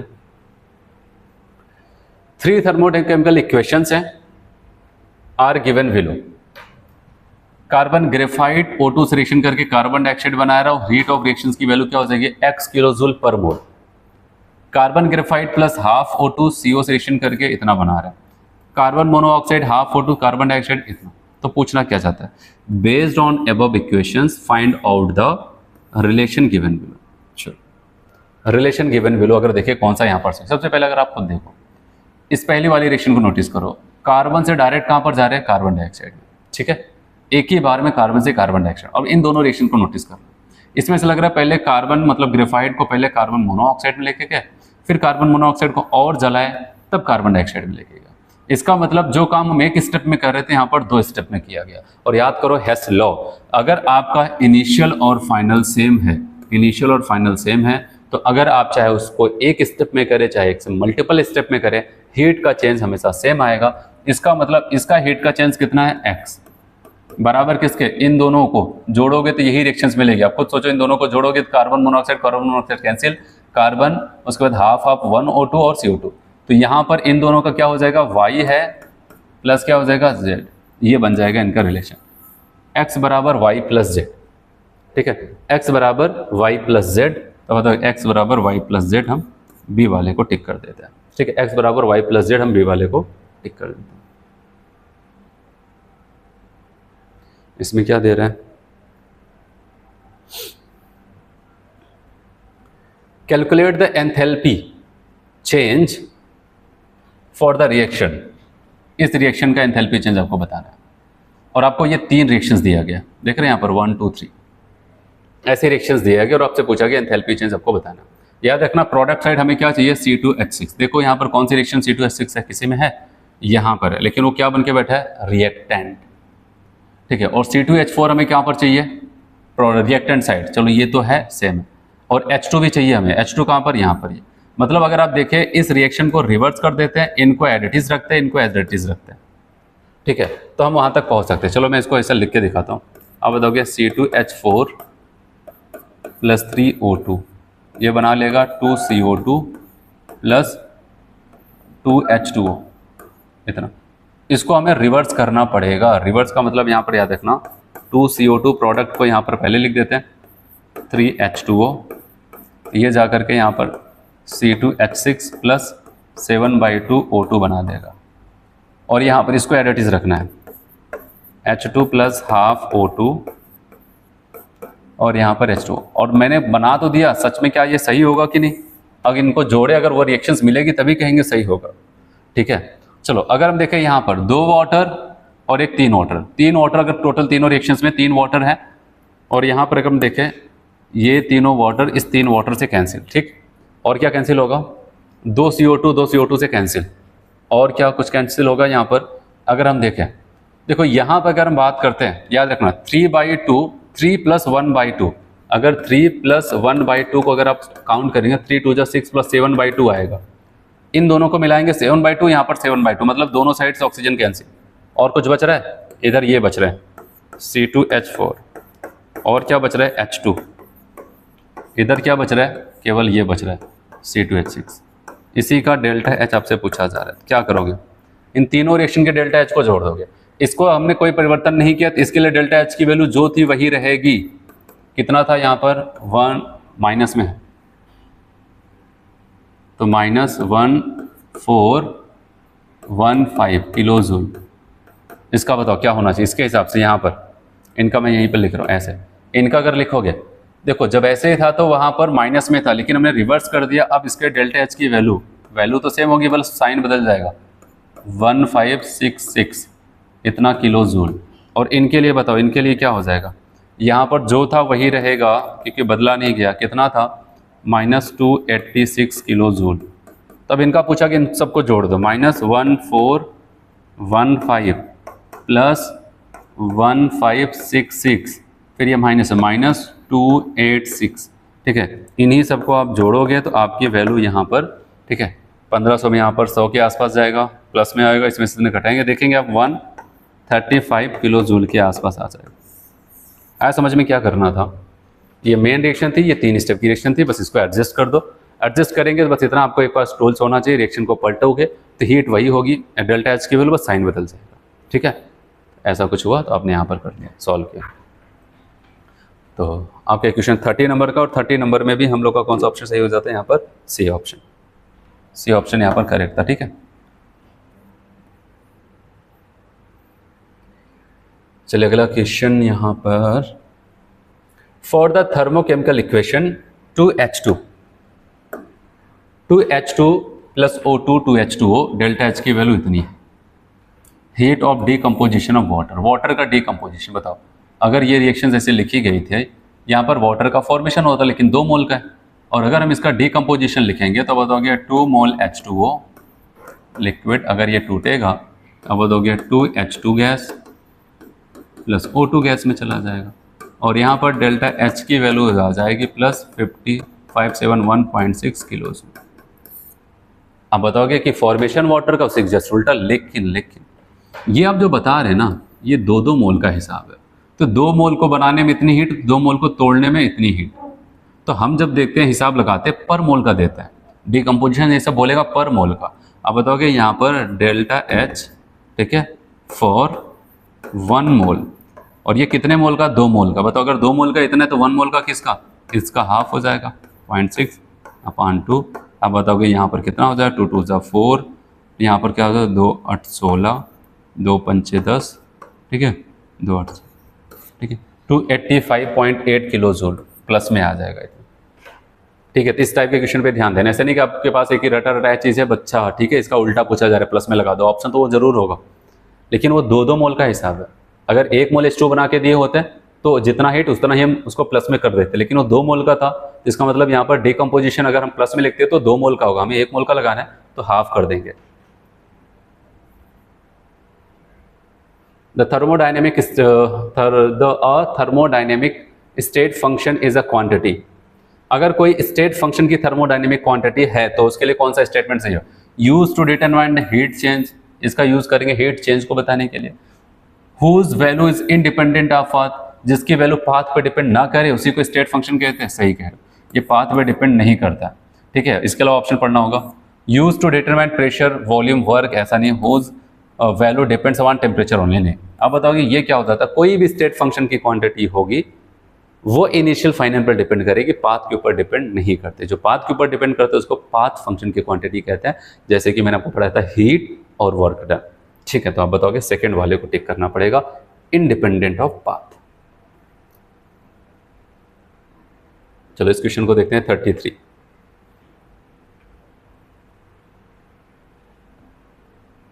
में कह रहे थे bond dissociation enthalpy of X2, Y2 and Xi are in the ratio 1:0.5:1. Delta H of the formation of XY is इतना। The bond dissociation enthalpy of X2 क्या हो जाएगा, देखो आपको कह रहे कि अगर X Y को हम बनाएं तो याद रखना मैंने आपको पढ़ाते समय बताया जिसका फॉर्मेशन की रिएक्शन, क्योंकि आपको एंथैल्पी ऑफ फॉर्मेशन दिया तो हम इस रिएक्शन को फॉर्मेशन की रिएक्शंस में लिख लेते हैं। मैंने कहा जो प्रोडक्ट बनना है उसको 1 मोल बनाते, इसमें X और Y यूज हो रहा है। X का जो स्टेबल फॉर्म यहाँ पर बताया गया वो X2, Y का यहाँ पर Y2, ऐसे हमने फॉर्मेशन की रिएक्शंस लिख डाली।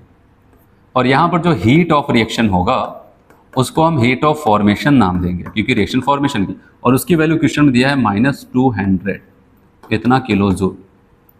तो पूछ रहा है कि अगर इनकी बॉन्ड एनर्जी के रिस्पेक्ट में पूछा जा रहा है कि X2 की बॉन्ड एनर्जी क्या होगी, तो सवाल है आपके पास कोई कॉन्सेप्ट है क्या, हीट ऑफ रिएक्शन, जिसको हीट ऑफ फॉर्मेशन यहाँ पर कह रहे हैं।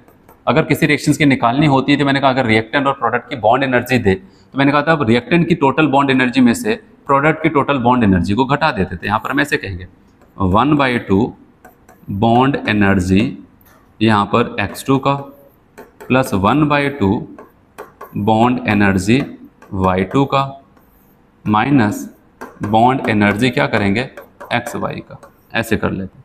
और याद रखना यहाँ पर परसेंटेज दिया, अगर मान लेते हैं यहाँ पर एक को मैंने x मान लिया, जैसे यहाँ पर X2:Y2:XY था, 1:0.5:1 मान लेते, अगर इसका x हो गया 0.5 का मतलब इसको x/2, तो ये भी क्या हो जाएगा x/2।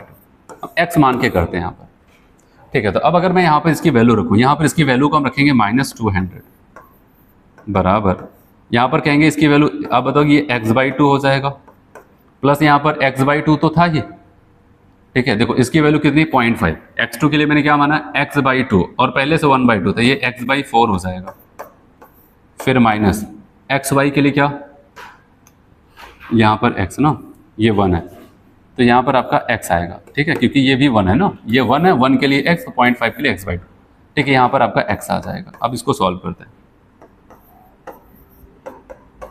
देखो x/2 x/4, इसको अगर 2 का ऊपर नीचे मल्टीप्लाई कर दें 2y हो जाएगा, और यहाँ पर 2 से मल्टीप्लाई कर देंगे 4 हो जाएगा, 2x + x क्या हो जाएगा 3x/4, और माइनस क्या कर देंगे यहाँ पर x। याद रखना यहाँ पर 4 का मल्टीप्लाई -4 और यहाँ पर 3 आ जाएगा, तो -4 -3 आ जाएगा। तो अगर हम यहाँ पर देखें,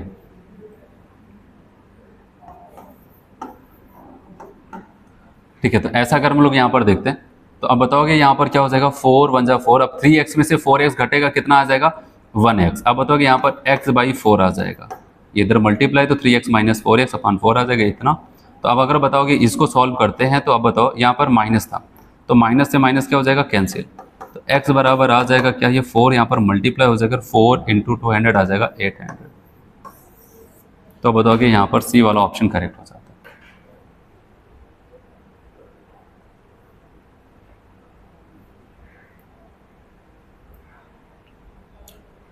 चलिए इस क्वेश्चन को देखते हैं, question number 34।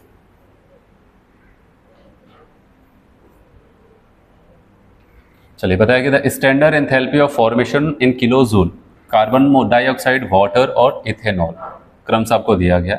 The standard enthalpy of combustion, इनका कंबर्शन की एंथैल्पी पूछी जाए। सबसे पहले हम इनका रिएक्शंस लिखते हैं। C2H5OH ये ऑक्सीजन से रिएक्शंस करेगा, और मैंने पढ़ाया हमेशा कार्बन किस में पहुंच जाएगा, कार्बन डाइऑक्साइड में। 2 कार्बन थे 2 CO2 में, और टोटल हाइड्रोजन कितना है 5 और 1 6, 6 का आधा 3। अब बताओ कि 3H2O बन जाएगा ऐसे 3H2O। तो सबसे लास्ट में ऑक्सीजन को बैलेंस करते हैं, तो यहाँ पर 2 2 जा 4 और 3 कितना हो जाएगा 7। और आपको पता है एक ऑक्सीजन इसमें पहले से है, तो बचा कितना 6, तो 6 का आधा 3, याद रखना 3 2 जा 6 और 1 7, 2 3 4 और 3 7, ये हो गया रिएक्शंस। और यहाँ पर कह रहे हैं कि इसके कंबर्शन, और यहाँ पर अगर देखा जिस रिएक्शन इसको कंबर्शन किया जा रहा है, तो यहाँ पर जो हीट ऑफ रिएक्शंस होगा उसी को एंथैल्पी ऑफ कंबर्शन कहेंगे, और वही हमसे पूछा जा रहा है। अच्छा, डाटा किसका दिया ये ध्यान दें। स्टैंडर्ड एंथैल्पी ऑफ फॉर्मेशन, मैंने हमेशा से कहा क्या पूछा जा रहा है, ठीक है, उसको साइड में रखो। रिएक्टेंट प्रोडक्ट का क्या इंफॉर्मेशन दे रहा है, उसके हिसाब से हम फॉर्मूला लगाएंगे कि रिएक्टेंट में से प्रोडक्ट कि प्रोडक्ट में से रिएक्टेंट को घटाना है। क्या दे रहा है, फॉर्मेशन, और फॉर्मेशन दे रहा है, तो फॉर्मेशन के कंडीशन मैंने आपको क्या सिखाया था, आप बताओगे प्रोडक्ट माइनस रिएक्टेंट। अब एंथैल्पी ऑफ कंबर्शन पूछ रहे, पूछने दो, क्योंकि कंबर्शन नाम बोल दिया, लेकिन है तो हीट ऑफ रिएक्शन तो पूछा जा रहा है, बस कंबर्शन के नाम से पूछा जा रहा है। अब बताओगे यहाँ पर हम क्या बोलेंगे, 2 इंटू एंथैल्पी ऑफ फॉर्मेशन किसका, कार्बन डाइऑक्साइड का, और कार्बन डाइऑक्साइड पहली वाली वैल्यू बताओगे -393.5, ठीक है, प्लस फिर क्या हो जाएगा 3 into enthalpy of combustion water का, अब मैं डायरेक्टली वैल्यू रख रहा हूँ, इतना कई क्वेश्चन लोग प्रैक्टिस कर चुके हैं, -286, फिर से माइनस। अब आते हैं यहाँ पर C2H5, C2H5 कौन है, ये लिक्विड, और इसकी वैल्यू कितना है, अब बताओगे -278, ठीक है, इतना हो जाता है। अब क्या करना है कि हमें यहाँ पर इनकी वैल्यू को बस रख करके सॉल्व कर लेना। अब जैसे यहाँ पर करते हैं तो 5 दूनी 10 हो जाएगा, ठीक है, 3 2 जा 6 और 1 7 आ जाएगा, 9 दूनी 18 आ जाएगा, ठीक है, और यहाँ पर क्या हो जाएगा 3 दूनी 6 और 1 यहाँ पर क्या हो जाएगा 7, ये माइनस में रहेगा, और प्लस ये भी वैल्यू माइनस में आएगी, 6 3 18, ठीक है, और यहाँ पर 8 3 24, 1 25 आ जाएगा, और 3 दूनी 6 7 8 आ जाएगा, ठीक है, ये माइनस, और याद रखना ये वैल्यू क्या हो जाएगी माइनस माइनस प्लस 278। देखो अब इन वैल्यू को बस रख करके आपको सॉल्व करना है, आप सॉल्व करेंगे आपकी वैल्यू -1367 आ जाएगा। फोर्थ ऑप्शन सही होगा। सबसे मेन ये वाला जो था, आप यहाँ पर अगर सही से रख ले गए तो फिर कोई दिक्कत नहीं होगी, क्योंकि इसमें इन्फॉर्मेशन फॉर्मेशन का दिया था, तो फॉर्मेशन है तो हमें ऑलवेज सब कुछ भूल करके बस प्रोडक्ट में से रिएक्टेंट को घटाना स्टोइकियोमेट्री के साथ, तो ऐसे रख दिया तो सॉल्व हो जाता है। चलिए अगला क्वेश्चन देखते हैं यहाँ पर।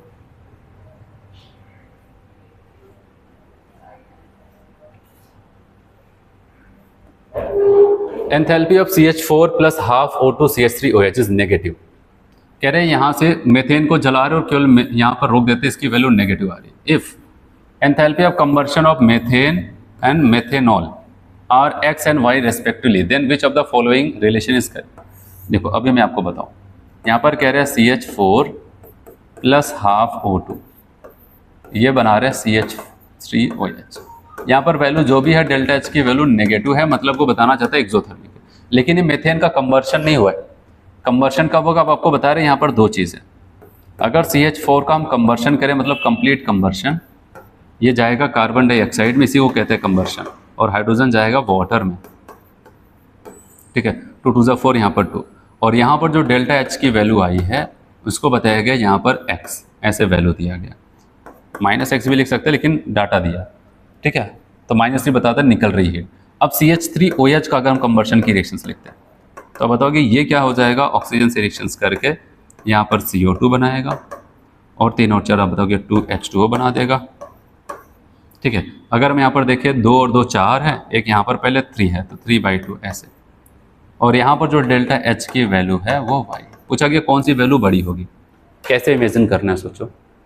याद रखना मेथेन जब थोड़ा जलेगा तब इनका जन्म होगा, और इनको और जलाओगे, फर्दर और जलाओगे, तब ये कार्बन डाइऑक्साइड और वाटर में पहुंचेंगे। ठीक है। तो ये यहाँ से यहाँ तक की रिएक्शन मेथेन के कंबर्शन की है, और यहाँ पर मेथेनॉल के है, और मेथेन के कंबर्शन मतलब यहाँ से लेकर के यहाँ तक का, मतलब कि यहाँ से मेथेन से मेथेनॉल बना, जितनी हीट निकला, प्लस मेथेनॉल कार्बन डाइऑक्साइड में गया, जितनी हीट निकला वो दोनों हीट डालोगे तब जा करके मेथेन के कंबर्शन की हीट मिलेगी। इसका मतलब याद रखना कि यहाँ पर तो मेथेन को अगर कम जलाओगे, सही से नहीं जलाओगे, तब ये जन्म लेंगे, तब इनको जलाओगे तो वो वाई निकलेगा। इसका मतलब जो मेथेन को अगर जलाएंगे तो वाई तो निकलेगा ही निकलेगा, प्लस मेथेन से जो मेथेनॉल बना वो भी हीट मिलेगी। तो इसलिए याद रखना कि मेथेन से अगर हम मेथेन को कंप्लीट कंबर्शन कराएं और मेथेनॉल को कराएं, मेथेन वाले की वैल्यू में ज़्यादा हीट निकलेगा। इसलिए आप बताओगे यहाँ पर एक्स इज ग्रेटर देन क्या हो जाएगा, वाई। ठीक है। जैसे आप ऐसा मान लो कि हमें कहीं जाना है, ठीक है, हमें 10 किलोमीटर का सफ़र तय करना है, और उसके बाद क्या हो जाता है कि यहाँ पर मेथेन जब 5 किलोमीटर चला तब उसको मेथेनॉल मिल गया। अब क्या होगा, अगर वहां तक मेथेनॉल को भी पहुंचना है तो मेथेनॉल को अब पता है वहां पर क्या होगा, केवल 5 किलोमीटर चलना है। जिससे मान लेते हैं यहाँ से हमें यहाँ पहुंचना है, ठीक है, यहाँ पर एक है, तो मेथेन जब थोड़ा जलेगा तो यहाँ तक पहुंचेगा, और ज़्यादा जलेगा तब यहाँ पर पहुंचेगा, और मेथेनॉल यहाँ से चलना शुरू करता है, ये वाला। ठीक है। तो ये पहले से आप इसे कैसे, इसका कंबर्शन वाला थोड़ा सा इनकम्प्लीट कंबर्शन का एक पार्ट मान सकते हैं। तो ये जब यहाँ से चलेगा तो यहाँ पर पहुंचे, तो ज़्यादा कौन चलेगा, मेथेन को चलना पड़ेगा, उसके रास्ते में मेथेनॉल भी बनता है, तब यहाँ पर, और पहुँचना दोनों को यहीं पर है। ये यहाँ से चलेगा और ये यहाँ से चलेगा, यहाँ से यहाँ तक की वैल्यू x है, यहाँ से यहाँ तक की वैल्यू y है। तो बताओ कि कौन ज़्यादा होगा, x ज़्यादा होगा y से। हम टिक करेंगे कौन सा, x is greater than y, A से।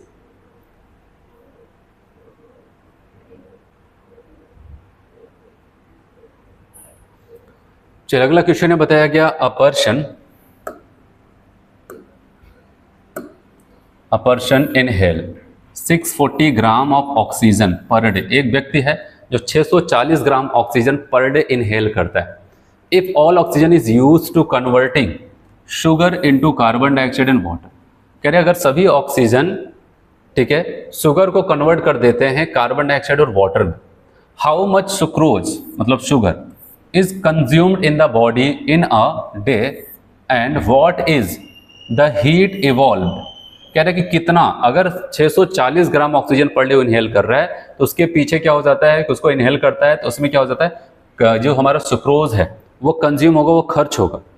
तो पर डे अगर 640 ग्राम ऑक्सीजन लिया जा रहा है तो कितना सुक्रोज हमारी बॉडी के अंदर वो कंज्यूम होगा, वो आपको बताना है। और उसकी वजह से कह रहा है कि एक तो ये बताना है बॉडी इन द कंज्यूम, और what is the heat evolve, और उसकी वजह से कितना हीट इवॉल्व होगा। तो सबसे पहले मैं आपको एक रिएक्शंस लिखता हूँ यहाँ पर इनका, C12H22O11 जब ये ऑक्सीजन से रिएक्शंस करेगा, याद रखना है इसका कंबर्शन रिएक्शन, जितना कार्बन उतने का कार्बन डाइऑक्साइड बना दिया, प्लस जितना हाइड्रोजन, कितना है 22 का आधा 11 वाटर, ऐसे बना। फिर ऑक्सीजन को बैलेंस करता है क्योंकि ऑक्सीजन को बैलेंस करना पड़ेगा। याद रखना यहाँ पर 12 दूनी 24 और प्लस 11, और आपको पता है यहाँ पर ऑक्सीजन पहले से कितना है 11, तो ये वाला 11 ऑक्सीजन यहाँ पर तो बैलेंस्ड है। अब बचा 12 ऑक्सीजन बढ़ रहा है, 12 दूनी 24, तो यहाँ पर क्या करते हैं हम 12 लिख देते हैं। अब आप बताएंगे 12 दूनी 24 प्लस 11, 12 दूनी 24 प्लस 11, ऑक्सीजन बैलेंस्ड है। ठीक है।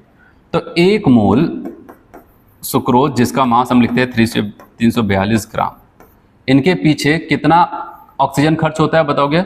एक ऑक्सीजन का मतलब 32 ग्राम, तो 12 का मतलब 12 इंटू 32 ग्राम, इतना ऑक्सीजन खर्च हो रहा है। तो सबसे पहले यहाँ पर पहला हमको बताना है कि how much sucrose is consumed in the body in 1 day, एक दिन में कितना कंज्यूम होगा। तो हमें यहाँ पर ये करना है कि टोटल ऑक्सीजन इतना खर्च हो रहा है, हम कहेंगे 12 इंटू 32 ग्राम O2 से 342 ग्राम ऑक्सीजन यहाँ पर सुक्रोज कंज्यूम होगा। तो इतने ग्राम का हिसाब रखना, हम कहेंगे ऐसे, कहेंगे कि हमें पता है 12 इंटू 30, हम मल्टीप्लाई कर सकते हैं फिर आगे चल के यहाँ पर इतना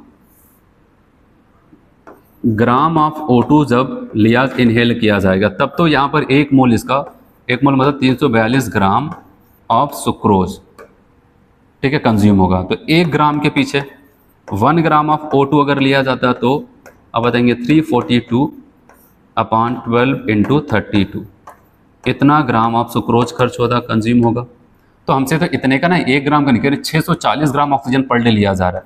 कहेंगे ठीक है, for 640 gram of O2, 640 gram of O2 के पीछे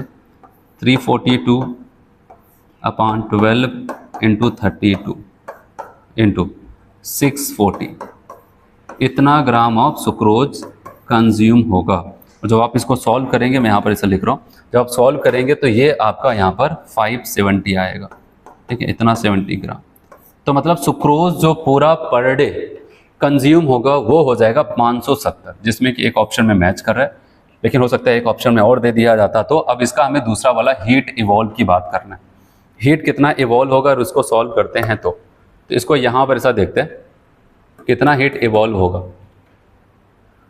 तो यहाँ पर याद रखना, टोटल यहाँ पर 570 ग्राम ग्लूकोज खर्च होगा, कंज्यूम होगा।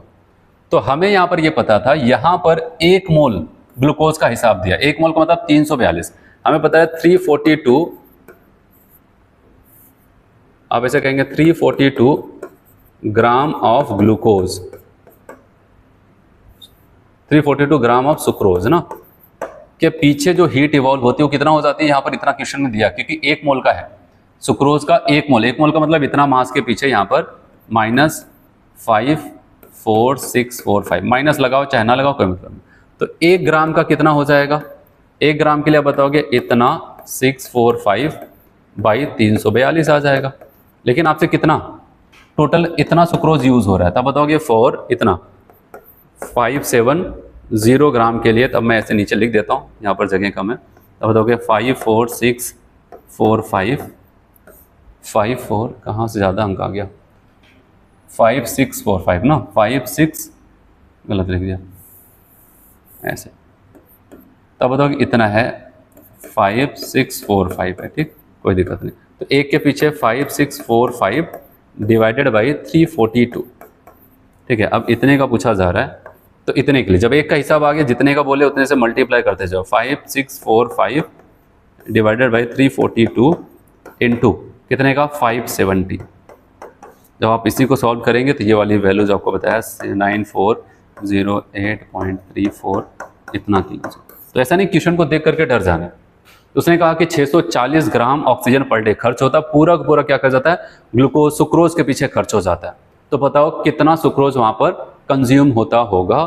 तो बस हमने कहा ठीक है, हम पहले मेन रिएक्शन से पता कर लेंगे क्या क्या हिसाब इनका चलता है ऑक्सीजन का और इनका।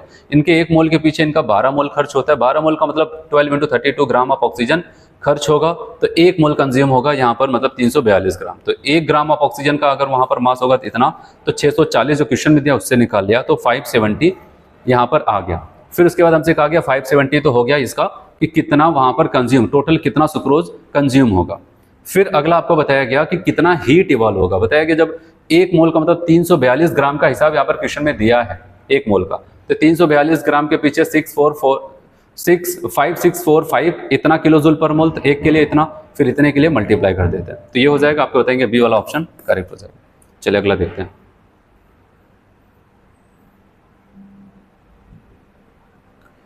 Given that carbon plus O2 CO2 बना रहा है, x की वैल्यू माइनस डेल्टा H की value -x kilo joule, CO plus O2 CO2 बना रहा है यहाँ पर -y kilo joule. The heat of formation carbon monoxide will be, carbon monoxide का हीट ऑफ फॉर्मेशन क्या होगा। चलो अब यहाँ पर देखो, कार्बन मोनोऑक्साइड मतलब कार्बन मोनोऑक्साइड को प्रोडक्ट साइड चाहिए और यहाँ पर फॉर्मेशन चाहिए 1 मोल चाहिए, तो यहाँ पर ध्यान देना, तो कार्बन प्लस O2 यहाँ पर बना रहे कार्बन डाइऑक्साइड, ठीक है। ये वाली रिएक्शन एडिटिव रखते हैं। दूसरी वाली रिएक्शन को यहाँ पर ध्यान देना, एक तो मैं रिवर्स करूंगा और 1/2 से मल्टीप्लाई करूंगा जिससे कि 1 मोल बने। तो जब इसको रिवर्स करके करूंगा तो यहाँ पर कार्बन डाइऑक्साइड यहाँ पर 1 मोल, फिर उसके बाद यहाँ पर बताना यहाँ पर क्या हो जाएगा 1 मोल कार्बन मोनोऑक्साइड, ये 1 था तो 1/2 से डिवाइड करेंगे तो 1/2, क्योंकि हमें रिएक्शन चाहिए कौन सा, फॉर्मेशन ऑफ कार्बन मोनोऑक्साइड। अगर मैं आपको बताऊं कार्बन मोनोऑक्साइड का फॉर्मेशन की रिएक्शन लिखोगे तो ये लिखना पड़ेगा ऐसे ये, और उसको बनाने के लिए हमें ये एडजस्ट करना पड़ रहा है। तो यहाँ पर इसमें हमने इसको रिवर्स किया और प्लस यहाँ पर 2 मोल बन रहा है, हमें 1 मोल करने के लिए 1/2 से डिवाइड करना पड़ा, तब ये बना है। और यहाँ पर डेल्टा H का हिसाब बताओ, इसमें कोई चेंज किया नहीं, तो डेल्टा H पहले भी -x था अब भी होगा। अब यहाँ पर बताओ डेल्टा H क्या होगा, पहले तो -y था, एक तो रिवर्स किया तो +y हो जाएगा। चलिए, और साथ ही साथ 2 से डिवाइड किया मतलब आधे मोल का हिसाब देख रहे हैं, वहां पर जितना था उसका आधा कर दिया, तब बताओगे /2 आ जाता है। और सच में ये रिएक्शंस तैयार होगी कि नहीं देख लेते हैं। कार्बन डाइऑक्साइड कैंसिल, देखो यहाँ पर हाफ O2 है तो यहाँ पर एक था, आधा कैंसिल होगा, आधा बच्चा रह जाएगा, 1/2 O2 और यहाँ पर कार्बन मोनोऑक्साइड हो गया। इसी का डेल्टा H पूछा जा रहा है तो हम क्या करेंगे, इनका -x प्लस y/2, इसको सॉल्व करेंगे तो यहाँ पर मल्टीप्लाई होगा -2x प्लस y/2। अब देखो ऐसे लिखे तो या फिर इसको ऐसे लिख सकते हैं, इसको आगे पीछे कर सकते हैं, y -2x/2, जैसे भी ऑप्शन में दिया होगा वैसे टिक कर देते हैं। तो यहाँ पर दिया है y -2x/2 तो हम ए वाले को टिक कर देते हैं। आया समझ में? तो आपको जो फाइनल रिएक्शंस पूछ रहा है उसको तो एडजस्ट करना पड़ेगा, ठीक है। रिएक्शन को अगर एडिटिव्स जोड़ने भी आ जा रहे तो बहुत अच्छी बात है, नहीं तो किसी को हो सकता है घुमाना पड़ जाए, किसी नंबर से मल्टीप्लाई करना पड़ जाए, तो वो चीज़ें आती हैं। चलो अगला क्वेश्चन देखते हैं यहाँ पर 38। The heat of neutralization of 4 acids A, B, C and D when neutralization against a common base, तो 13.7, 9.4, 11.2, 12.4 kilocalorie respectively. The weakest and strongest among these acid, सबसे वीक एसिड इन चारों में से कौन होगा और सबसे स्ट्रॉन्ग कौन होगा ये बताना है। याद रखना, सबसे वीक उसको कहेंगे जहां पर एंथैल्पी और न्यूट्रलाइजेशन की वैल्यू सबसे कम होगी। तो सबसे कम किसका, 13.7, 9.4, 10.2, 12, सब 10 के ऊपर है। बी वाले के पास बताया गया ये केवल 9.4 रख रहा है, तो बताओगे यही हमारा वीकेस्ट हो जाएगा। तो स्ट्रॉन्गेस्ट कौन होगा, जो सबसे ज़्यादा रखेगा, और सबसे ज़्यादा कौन रख रहा है, ए वाला, कितना है 13.7। अब बताओगे ये स्ट्रॉन्ग हो जाएगा, ठीक है। तो हम बताएंगे बी और ए, जैसा क्रम से बताया, पहले वीक फिर स्ट्रॉन्ग, तो बताओगे बी और ए। तो ए वाले ऑप्शन को टिक करते हैं जिसमें बी एंड ए लिखा गया। चलिए अगला क्वेश्चन देखते हैं। And endothermic reaction is found to be have positive entropy change. एक तो एंडोथर्मिक है, ऊपर से एंट्रोपी चेंज, डेल्टा एस की वैल्यू पाया जा रहा है पॉजिटिव, और एंडोथर्मिक का मतलब डेल्टा एच की वैल्यू पाई जा रही है positive. The reaction will be, तो रिएक्शंस क्या होगी, कह रहे possible at high temperature. Possible का मतलब स्पॉन्टेनियस, हाई टेम्परेचर पे स्पॉन्टेनियस। पहले इनको सॉल्व करते हैं। हमें पता है कि डेल्टा जी बराबर delta H minus T delta S.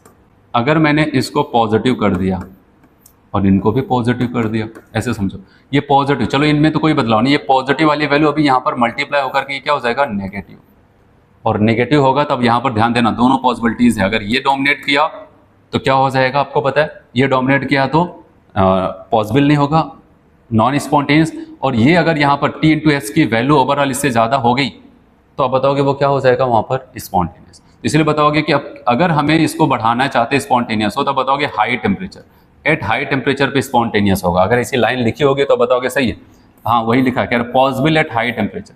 High temperature पे ये पॉसिबल हो जाएगा क्योंकि ये भी प्लस था वो भी प्लस था, ये प्लस और यहाँ पर माइनस से मल्टीप्लाई करके माइनस हुआ। तो अगर हम पीछे वाला हिस्सा बढ़ेगा तो स्पॉन्टेनियस, घटेगा तो नॉन स्पॉन्टेनियस, और बढ़ेगा केवल एक ही यहाँ पर चीज़ हो सकती है, ना तो डेल्टा एच की वैल्यू बदल सकते हैं ना डेल्टा एस बदल सकते हैं टेम्परेचर। और टेम्परेचर को अगर बढ़ाएंगे तो टी इंटू डेल्टा एस की वैल्यू बढ़ती जाएगी, और एक समय जब वो डेल्टा एच से टी इंटू डेल्टा एस की वैल्यू ज़्यादा, तो ये वाली साइन आपको दिखेगा और आप बताओगे वहाँ पर पॉसिबल हो सकता है। तो हाई टेम्परेचर पे पॉसिबल हो जाएगा। उसी का उल्टा लिख रहा है कि लो टेम्परेचर पॉसिबल नहीं है, not possible at any temperature नहीं है, पॉसिबल एट एनी टेम्परेचर ये भी नहीं। तो बताओगे पहला वाला सही हो जाएगा 39।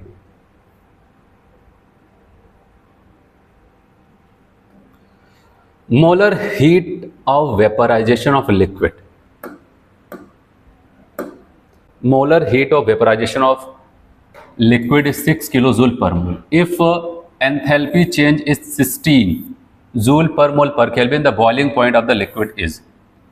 मोलर हीट कैपेसिटी कितना है यहाँ पर, molar heat capacity of vaporisation liquid का कितना, 6 किलो जूल पर मोल है। अगर आपसे कह रहा है कि एंट्रोपी चेंज, एंट्रोपी चेंज मतलब यहाँ पर क्या हो जाता है, डेल्टा एस, डेल्टा एस की वैल्यू अगर 16 है जूल के साथ है, और मोलर हीट ऑफ वेपराइजेशन आपको पता है डेल्टा एच की बात कर रहा है, वेपराइजेशन आपको दिया है 6 किलो जूल है। तो क्या पूछा जा रहा है, बॉइलिंग पॉइंट। याद रखें इनके बीच में एक रिलेशन चलता है, मैंने आपको बताया डेल्टा एस बराबर डेल्टा एच, अगर वेपोराइजेशन है तो यहाँ पर टी आता है, और जो टी है वो कोई और नहीं, इसका बॉइलिंग पॉइंट होता है। ठीक है, आपसे टी ही पूछा जा रहा, बताएंगे ठीक है बता देंगे, तब बताओगे क्या हो जाएगा, delta H vaporisation upon delta S. अच्छा, डेल्टा एच की अगर हम बात करते हैं तो डेल्टा एच की वैल्यू किलो जूल के साथ है, जूल के साथ करेंगे तो 6000 कर देंगे, है कि नहीं, किलो जूल तो 6000 हो जाएगा, और अपॉन 16 इसको सॉल्व करते हैं तो 3 375 इतना केल्विन आता है, और ऑप्शन कोई मैच नहीं, ये डिग्री सी के साथ है, ये देखो केल्विन के साथ ये नहीं मैच कर रहा, तो क्या करें, कोई बात नहीं, अभी एक ऑप्शन डिग्री सी का बचा है, उसको टिक करते हैं, उसको देखते हैं। अब आपको बताइए आंसर आपका 375 केल्विन में आया है, 375 केल्विन, अगर -273 यहाँ पर करते तो पता चलता है 102 इतना डिग्री से आ जाता है, और आपका बी वाला ऑप्शन मैच करेगा। तो कभी कभार ऐसा भी कर देते हैं, तो हम यहाँ पर आनंद फानन में 375 आ गया, पता चला एक ऑप्शन मैच कर टिक कर दिया, लेकिन याद रही ये जो आएगा वो कहाँ पर आएगा, केल्विन में आएगा, और यहाँ पर जो दिया था वो डिग्री सी, तो हम कहेंगे इसका मतलब ऑप्शन मैच नहीं कर रहा है, तो केल्विन के साथ भी कोई नहीं मैच कर रहा था, तो हमने कहा एक काम करते हैं, 375 केल्विन था, 273 घटा दें, डिग्री सी में कन्वर्ट हो जाएगा, तो बी वाला ऑप्शन सही हो जाता है। अगला क्वेश्चन,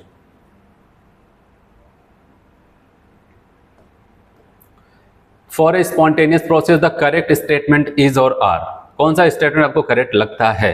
याद रखना, डेल्टा से सिस्टम टेम्परेचर प्रेशर पर ग्रेटर देन 0 होगा, ये स्पॉन्टेनियस की बात कर रहा है, बताओगे नहीं, लेस देन 0, और यहाँ पर याद रखना system plus surrounding greater than 0 हो जाएगा, तो आप इसको टिक करेंगे। मैंने कहा था वैसे एंट्रोपी चेंज को देख करके हम नहीं बता सकते प्रोसेस स्पॉन्टेनियस की नॉन स्पॉन्टेनियस, लेकिन अगर सिस्टम और सराउंडिंग दोनों का दे दे, जिसको कहते हैं डेल्टा एस टोटल, तब बता सकते हैं। और डेल्टा एस टोटल की वैल्यू अगर ग्रेटर देन 0 है तो आप बताओ मतलब पॉजिटिव, टोटल की वैल्यू बता रहे केवल सिस्टम की नहीं, दोनों को मिला करके अगर 0 से ज़्यादा आ रहा है मतलब पॉजिटिव में, तो स्पॉन्टेनियस। लेस देन आ रहा है, दोनों को मिला करके 0 से कम आ रहा है, तो बताओगे वहाँ पर नॉन स्पॉन्टेनियस। 0 आ रहा है तो कहेंगे इक्विलिब्रियम। तो याद रखना कि आपका ये वाला ऑप्शन ठीक हो जाएगा, इसके अलावा ये सब नहीं होगा।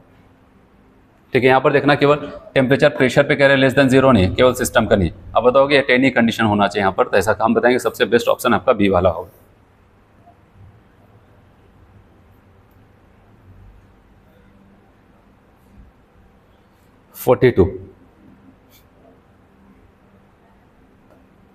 कह रहे in which of the following reaction standard reaction entropy change delta S not is positive and standard Gibbs energy change delta G not decrease sharply with increasing temperature. कौन सा ऐसा है जहां पर डेल्टा एस की वैल्यू पॉजिटिव और delta G की value temperature बढ़ाने पर बड़ी तेजी के साथ इंक्रीज कर जाएगी? तो देखो आपको सबसे पहले यहाँ पर देखो, यहाँ पर ट्रिकी क्वेश्चन था, डेल्टा एस की वैल्यू पॉजिटिव, मैंने कहा था जहां पर delta N G is greater than 0 होता है किसी केमिकल रिएक्शन में, वहीं पर डेल्टा एस की वैल्यू पॉजिटिव मिलेगी। अब देखते हैं कहाँ कहाँ आपको यहाँ पर डेल्टा एन जी की वैल्यू क्या मिल रही है। ये सॉलिड है, आप बताओगे यहाँ पर डेल्टा एन जी आप निकालोगे तो रिएक्टेंट प्रोडक्ट में गैसीय मोल 1 है, रिएक्टेंट में जो लिखने लायक वो हाफ है, तो बताओगे यहाँ पर आपका 1/2 ये प्लस में मिल रहा है, यहाँ पर आएंगे 1 - ये भी गैस ये भी गैस, आप बताएंगे यहाँ पर 3/2, तो बताओगे तो यहाँ पर अगर हम करते हैं एक में से इतना घटाएंगे तो आपका -1/2 ये माइनस में आया, यहाँ पर निकालेंगे तो यहाँ पर प्रोडक्ट में कुछ है ही, अब बताओगे यहाँ पर भी -1/2 आएगा, यहाँ पर डेल्टा एन जी निकालोगे तो यहाँ पर याद रखना ये ग्रेफाइड है, इसको लिखेंगे नहीं, यहाँ पर हाफ, तब बताओगे यहाँ पर 0 आ जाता है। हमसे पूछा गया पॉजिटिव, पॉजिटिव कहाँ पर, जहाँ पर delta N G is greater than 0 होगा, तब बताओगे ए वाले में। तो ये वाला कॉन्सेप्ट से कोई मतलब नहीं है, बस यहाँ पर आपको यही लगाना था, डेल्टा एस जहाँ पर पॉजिटिव होगा उसी को टिक कर देना, वहीं पर डेल्टा एस की वैल्यू इंक्रीज कर भी पॉजिटिव में आएगा, मतलब जहाँ पर delta N G greater than 0 वहीं पर ये पॉजिटिव, इसके अलावा सब जगह निगेटिव होगा। यहाँ पर डेल्टा एन जी की वैल्यू 0 तो इक्विलिब्रियम पे होगा। Consider the following reactions occurring in automobiles, एक रिएक्शन सबको बताया गया और आप देख रहे हैं साफ साफ ये कौन सी रिएक्शन है, कंबर्शन की। तो डेल्टा एस और डेल्टा जी बताना है।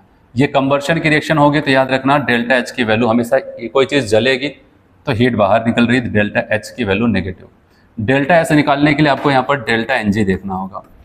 देखो प्रोडक्ट में यहाँ पर वाटर को भी लिक्विड गैस उन्होंने लिखा है तो मानेंगे 18 और 36 है, ठीक है यहाँ पर, और यहाँ पर अगर देखेंगे 16 दूनी 32 33 34, यहाँ पर टोटल 34 है प्रोडक्ट में गैसेस, और यहाँ पर बताओ 25 ये हो गया और 2 ये 27, देख रहे हैं यहाँ पर 27 आ जाता है, ज़्यादा कौन हो जाएगा, प्रोडक्ट में ज़्यादा ये, मतलब यहाँ पर डेल्टा एन जी की value greater than 0, greater than 0 तो डेल्टा एस की वैल्यू क्या हो जाएगी, पॉजिटिव, ठीक है, ये वैल्यू आपकी पॉजिटिव आएगी।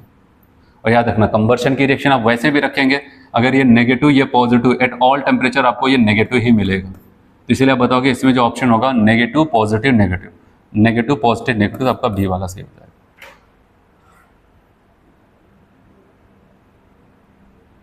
चलिए अगला क्वेश्चन यहां पर देखते हैं। At sublimation temperature for carbon dioxide solid से कार्बन डाइऑक्साइड गैस जा रहा। और याद रखना सब्लिमेशन, कुछ ऐसे पॉइंट्स होते हैं जो आपको ध्यान देना। अगर बॉइलिंग पॉइंट्स बोला जाए, एट बॉइलिंग पॉइंट्स, याद रखना एट बॉइलिंग पॉइंट्स का मतलब क्या हो जाता है, लिक्विड और वेपर एक दूसरे के साथ कहाँ पर होते पता है, इक्विलिब्रियम पे। एट फ्रीजिंग पॉइंट तो सॉलिड और लिक्विड एक दूसरे के साथ इक्विलिब्रियम पे। एट सब्लिमेशन पॉइंट, तो एट सब्लिमेशन पॉइंट पे भी याद रखना सॉलिड और वेपर एक दूसरे के साथ इक्विलिब्रियम पे पाया जाता है। और जहां पर कोई चीज इक्विलिब्रियम पे होगी, मैंने हमेशा से आपको बताया है, वहां पर डेल्टा जी की वैल्यू क्या आ जाती है, जीरो। तो डेल्टा जी की वैल्यू तो जीरो होगी। चलो यहाँ पर बताइए delta H, delta S, delta G all are positive, पहला ऑप्शन गया। कह रहे हैं डेल्टा जी की वैल्यू तो यहाँ पर इनसे केवल देखते हैं, तो आप बताओगे लेस देन जीरो गया, ये भी गया। अब बचता है ये वाला ऑप्शन। और इसमें भी अगर हम लोग देखें तो याद रखना सॉलिड से गैस में जा रहा है, तो आपको पता है हीट देनी पड़ी है, और किसी को अगर हीट देंगे तो वो एंडोथर्मिक होगा, ये तो बात सही है। और आपको बताया यहाँ पर प्रोडक्ट में गैस बन रहा, रिएक्टिवनेस सॉलिड, सॉलिड से अगर कोई गैस में जाएगा तो एंट्रोपी इंक्रीज ही करेगी, ग्रेटर देन जीरो। और मैंने कहा ये सब्लिमेशन पॉइंट, याद रखना सब्लिमेशन टेम्परेचर पे ये और ये एक दूसरे के साथ इक्विलिब्रियम पे होते हैं, और इक्विलिब्रियम पे कोई भी चीज़ होगी तो डेल्टा जी जीरो। तो बताओगे डी वाला ऑप्शन यहाँ पर करेक्ट होगा। चलिए अगला क्वेश्चन देखते हैं। For an exothermic reaction which is true, exothermic reaction के लिए क्या यहाँ पर ट्रू होगा। एक्सोथर्मिक रिएक्शन मतलब अगर हम कंटेनर में कोई रिएक्शंस करा रहे हैं, ठीक है, तो आपको पता है क्या हो जाएगा, इस कंटेनर का टेम्परेचर कम होने लगेगा, मतलब यहाँ पर हीट बाहर निकलने लगती है। क्या हो जाती है, हीट यहाँ पर बाहर निकलने लगती है एक्सोथर्मिक रिएक्शंस में। और हीट अगर बाहर जाएगी तो याद रखना कि जो सराउंडिंग होगी, सराउंडिंग की जहाँ पर हीट जाएगा मतलब बाहर का टेम्परेचर बढ़ेगा, और बाहर का टेम्परेचर बढ़ेगा, मैंने कहा टेम्परेचर बढ़ाने पर एंट्रोपी इंक्रीज करती है। तो इसलिए याद रखना, कह रहे सिस्टम ग्रेटर देन जीरो नहीं, सिस्टम तो ठंडा होता जा रहा है, किसी चीज़ को जलाते जा रहे, हीट बाहर फेंक रहा मतलब ठंडा होता जा रहा है। सराउंडिंग का ग्रेटर देन जीरो, हम इसी को टिक करेंगे। कह रहे टोटल का हिसाब हम अभी नहीं बता सकते हैं वहाँ पर, ठीक है। तो अब हम यहाँ पर क्या करेंगे कि यहाँ पर ये देखेंगे सराउंडिंग का इंक्रीज करेगा, ये हमारे लिए सबसे अच्छा होगा, क्योंकि हीट बाहर निकल रही। अच्छा ऐसा कभी होता, अगर कोई चीज़ से हम हीट को अंदर लेते हैं, कोई चीज़ हीट अगर बाहर से हीट अंदर आती तो कहते हैं सिस्टम का बढ़ जाएगा और सराउंडिंग का घट जाएगा। लेकिन यहाँ पर अब क्या होगा, बताओगे हीट बाहर जा रही है, क्योंकि यहाँ पर एक्सोथर्मिक रिएक्शन है, हीट बाहर जा रही है, तो बताओगे बाहर की एंट्रोपी इंक्रीज करेगी, अंदर की डिक्रीज कर जाएगी। ये चीज़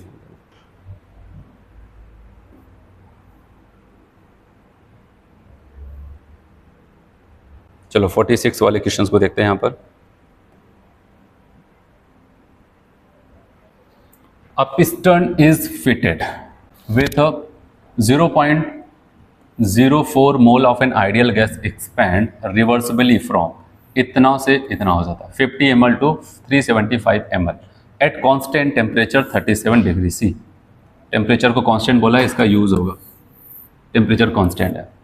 as it does show it absorb, जब ये होता है तो उस दौरान वो क्या कर जाता है, 208 जूल ऑफ हीट को एब्जॉर्ब करता है। The value of Q and W the process will be. देखो सबसे मेन बहुत कुछ लिख दिया, इससे डरना नहीं है।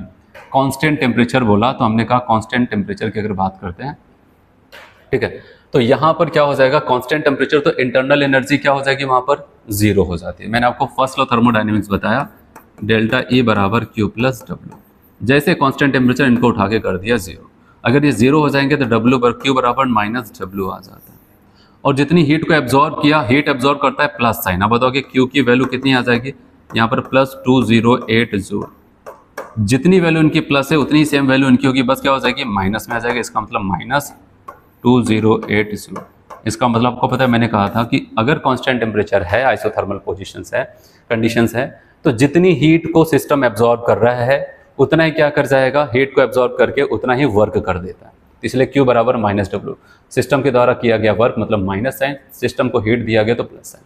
तो अब बताओगे प्लस 208 किलो आपका जूल आ जाएगा Q, ठीक है। यहाँ पर लेकिन दोनों को प्लस प्लस कहा तो ये गया, इसको प्लस बोला, इसका माइनस जूल के साथ। अब बताएंगे बी वाले ऑप्शन को टिक कर देंगे, ठीक है। और कुछ सॉल्व नहीं करना था इसमें, भले इतना सब कुछ दे दिया था।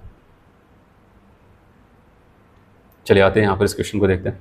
47 the value of delta H for cooling 2 mole of an ideal mono atomic gas is इतना से इतना eight constant pressure will be.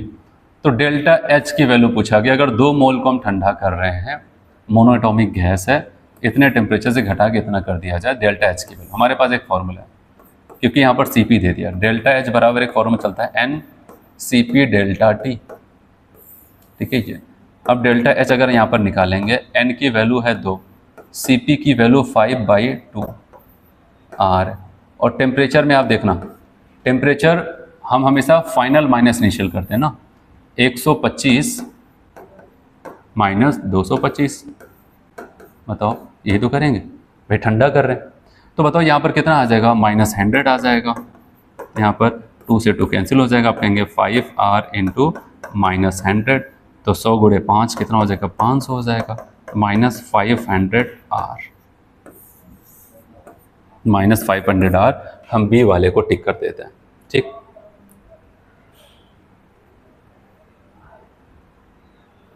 चलिए अगला क्वेश्चन देखते हैं यहाँ पर 48। How will you define the specific heat at constant volume. Constant volume पर स्पेसिफिक हीट को आप कैसे डिफाइन कर सकते हैं, कैसे डिफाइन करेंगे। तो आपको बताया गया यहाँ पर कांस्टेंट वॉल्यूम पर। तो याद रखना कि मैंने कहा था स्पेसिफिक हीट का मतलब क्या हो जाता है कि अगर कोई एक सब्सटेंस हो, 1 ग्राम हो, उसके टेम्परेचर को 1 डिग्री से इंक्रीज करने के लिए जितनी हीट देनी पड़ती है उसी को कहते हैं स्पेसिफिक हीट। अगर कांस्टेंट वॉल्यूम की बात कर रहे थे, ये कहानी कांस्टेंट वॉल्यूम पे कहेंगे। एट कांस्टेंट वॉल्यूम कोई भी सब्सटेंस अगर वो 1 ग्राम हो, उसके टेम्परेचर को 1 डिग्री से राइज करने के लिए हमें जितनी हीट देनी पड़ती है उसी को हम क्या बोलते हैं यहाँ पर, स्पेसिफिक हीट। तो देखते हैं ये लाइन कहाँ पर देखने को मिलती है। The amount of heat required to raise temperature of unit mass of a gas through 1 degree C at constant pressure. जब यहाँ पर कह रहे भाई कांस्टेंट वॉल्यूम, तो प्रेशर की बोलने की क्या जरूरत, सब कुछ सही था, लास्ट में जाकर गलत कर दिया उन्होंने, कांस्टेंट प्रेशर बोल करके। कह रहे the amount of heat required to raise the temperature of 1 kilogram water, गलत। The amount of heat required to raise the temperature of unit mass 1, ठीक है, gas of a gas through 1 degree C at constant volume. अब बताओगे इससे अच्छी कोई line हो ही नहीं सकती, तो सी वाले को हम टिक कर देते हैं। चलो अगला क्वेश्चन देखते हैं यहाँ पर। आपसे कहता है pick out the strong statement. The standard free energy of formation of element is 0, हमें रॉन्ग बताना है। कहता है कि यहाँ पर standard free energy of formation of element is 0, तो ये सही कह रहा है ना, जो यहाँ पर फ्री एनर्जी की बात करते हैं, standard free energy for formation of element is 0। तो बताया गया कि standard free energy delta G किसी के लिए यहाँ पर कह रहे हैं 0, तो हमें रॉन्ग यहाँ पर देखना। कह रहे the process that lead to increase the free energy will be spontaneous. देखो अगर यहाँ पर बताया गया अगर फ्री एनर्जी उसकी इंक्रीज हो रही है तो क्या वो स्पॉन्टेनियस होगा, नहीं। याद रखना यहाँ पर क्या आपको बताया जा रहा है कि for process the lead to increase free energy will be spontaneous. याद रखना अगर डेल्टा जी की वैल्यू बढ़ेगी, इंक्रीज करेगी, फ्री एनर्जी मतलब डेल्टा जी, तो बढ़ेगी, क्या वो स्पॉन्टेनियस होगा, आप बताओगे नहीं, वो तो नॉन स्पॉन्टेनियस हो जाएगा। बताएंगे बी वाला ऑप्शन यहाँ पर करेक्ट हो जाएगा। तो बताया गया यहाँ पर देखो standard free energy formation of elements, किसी एलिमेंट्स को अगर बनाते हैं तो उसके स्टैंडर्ड डेल्टा जी की वैल्यू 0, सही कह रहा है, लेकिन हमें यहाँ पर रॉन्ग वाले को टिक करना था। Process that lead to increase in free energy, अगर किसी की फ्री एनर्जी इंक्रीज करे, डेल्टा जी की वैल्यू बढ़ रही मतलब पॉजिटिव की तरफ जा रही है, क्या वो स्पॉन्टेनियस होगा, नहीं, नॉन स्पॉन्टेनियस होगा। तो बताओ गया 49 हो गया। अब आते हैं यहाँ पर अगला और आखिरी क्वेश्चन से यहाँ पर देखते हैं सेक्शन ए का। A reaction is spontaneous at low temperature but non-spontaneous at high temperature. Which of the following is true? क्या वहाँ पर ट्रू होगा। तो आपके पास बार बार ये चीज़ें आ रही है, डेल्टा जी बराबर delta H minus T delta S. तो आपसे कह रहे हैं कि लो टेम्परेचर पे स्पॉन्टेनियस होना चाहिए, टेम्परेचर कम करेंगे तो याद रखना ऐसी कंडीशन में अगर हम लेके चले पहला वाला कि इसको पॉजिटिव कर दो, इसको पॉजिटिव कर दिया, इनको भी पॉजिटिव कर दिया, तो पॉजिटिव नेगेटिव नेगेटिव आ जाएगा। अगर इनको ऐसा करते हैं, खुद सोचो ये पॉजिटिव हुआ, यहाँ पर पॉजिटिव, पॉजिटिव नेगेटिव नेगेटिव आ जाएगा। अगर हम स्पॉन्टेनियस चाहते हैं तो हाई टेम्परेचर पे होगा, लेकिन लो टेम्परेचर पे गया ये ऑप्शन गया। कह रहे दोनों को, इसको नेगेटिव कर दो और इनको पॉजिटिव कर दो। अगर ये नेगेटिव हो, ये पॉजिटिव, पॉजिटिव नेगेटिव नेगेटिव हो जाएगा। आगे भी नेगेटिव था, ये भी, क्योंकि लेस देन 0 दोनों नेगेटिव, ये और यहाँ पर ये पॉजिटिव था, मल्टीप्लाई होकर नेगेटिव, ये ऑल टेम्परेचर पे स्पॉन्टेनियस होगा। ये ऑल टेम्परेचर स्पॉन्टेनियस वाली कंडीशन है। कह रहे इसको पॉजिटिव कर दो, वो 0 कर दो, नहीं कभी नहीं होगा। तो अब आते हैं डी वाले ऑप्शन, कह रहे इसको नेगेटिव कर दो। अगर इसको नेगेटिव कर देते हैं और दोनों को नेगेटिव कर देते हैं, अगर ये नेगेटिव हुआ, ठीक है, और इनको नेगेटिव कर देते हैं, तो यहाँ पर ये नेगेटिव हुआ, ये, तो यहाँ पर ये माइनस हुआ, तो माइनस और माइनस क्या हो जाएगा, प्लस। और हम चाहते हैं ये माइनस वाली साइन बनेगी, तभी यहाँ पर क्या हो जाएगा, डेल्टा जी आपका स्पॉन्टेनियस होगा, मतलब यहाँ पर रिएक्शन स्पॉन्टेनियस, इसलिए हम चाहेंगे कि ये वाली वैल्यू कम रहे। कम होने के लिए हमें टेम्परेचर को क्या करना पड़ेगा, लो। इसलिए सबसे बेस्ट ऑप्शन जो हो जाएगा यहाँ पर डी वाला हो जाता है। ठीक है, तो यहाँ तक आपके जो सेक्शन ए थे वो कंप्लीट हो जाते हैं। तो नेक्स्ट लेक्चर पे हम लोग क्या करेंगे, सेक्शन बी के क्वेश्चंस करते हैं। आज इतना करते हैं, थैंक यू।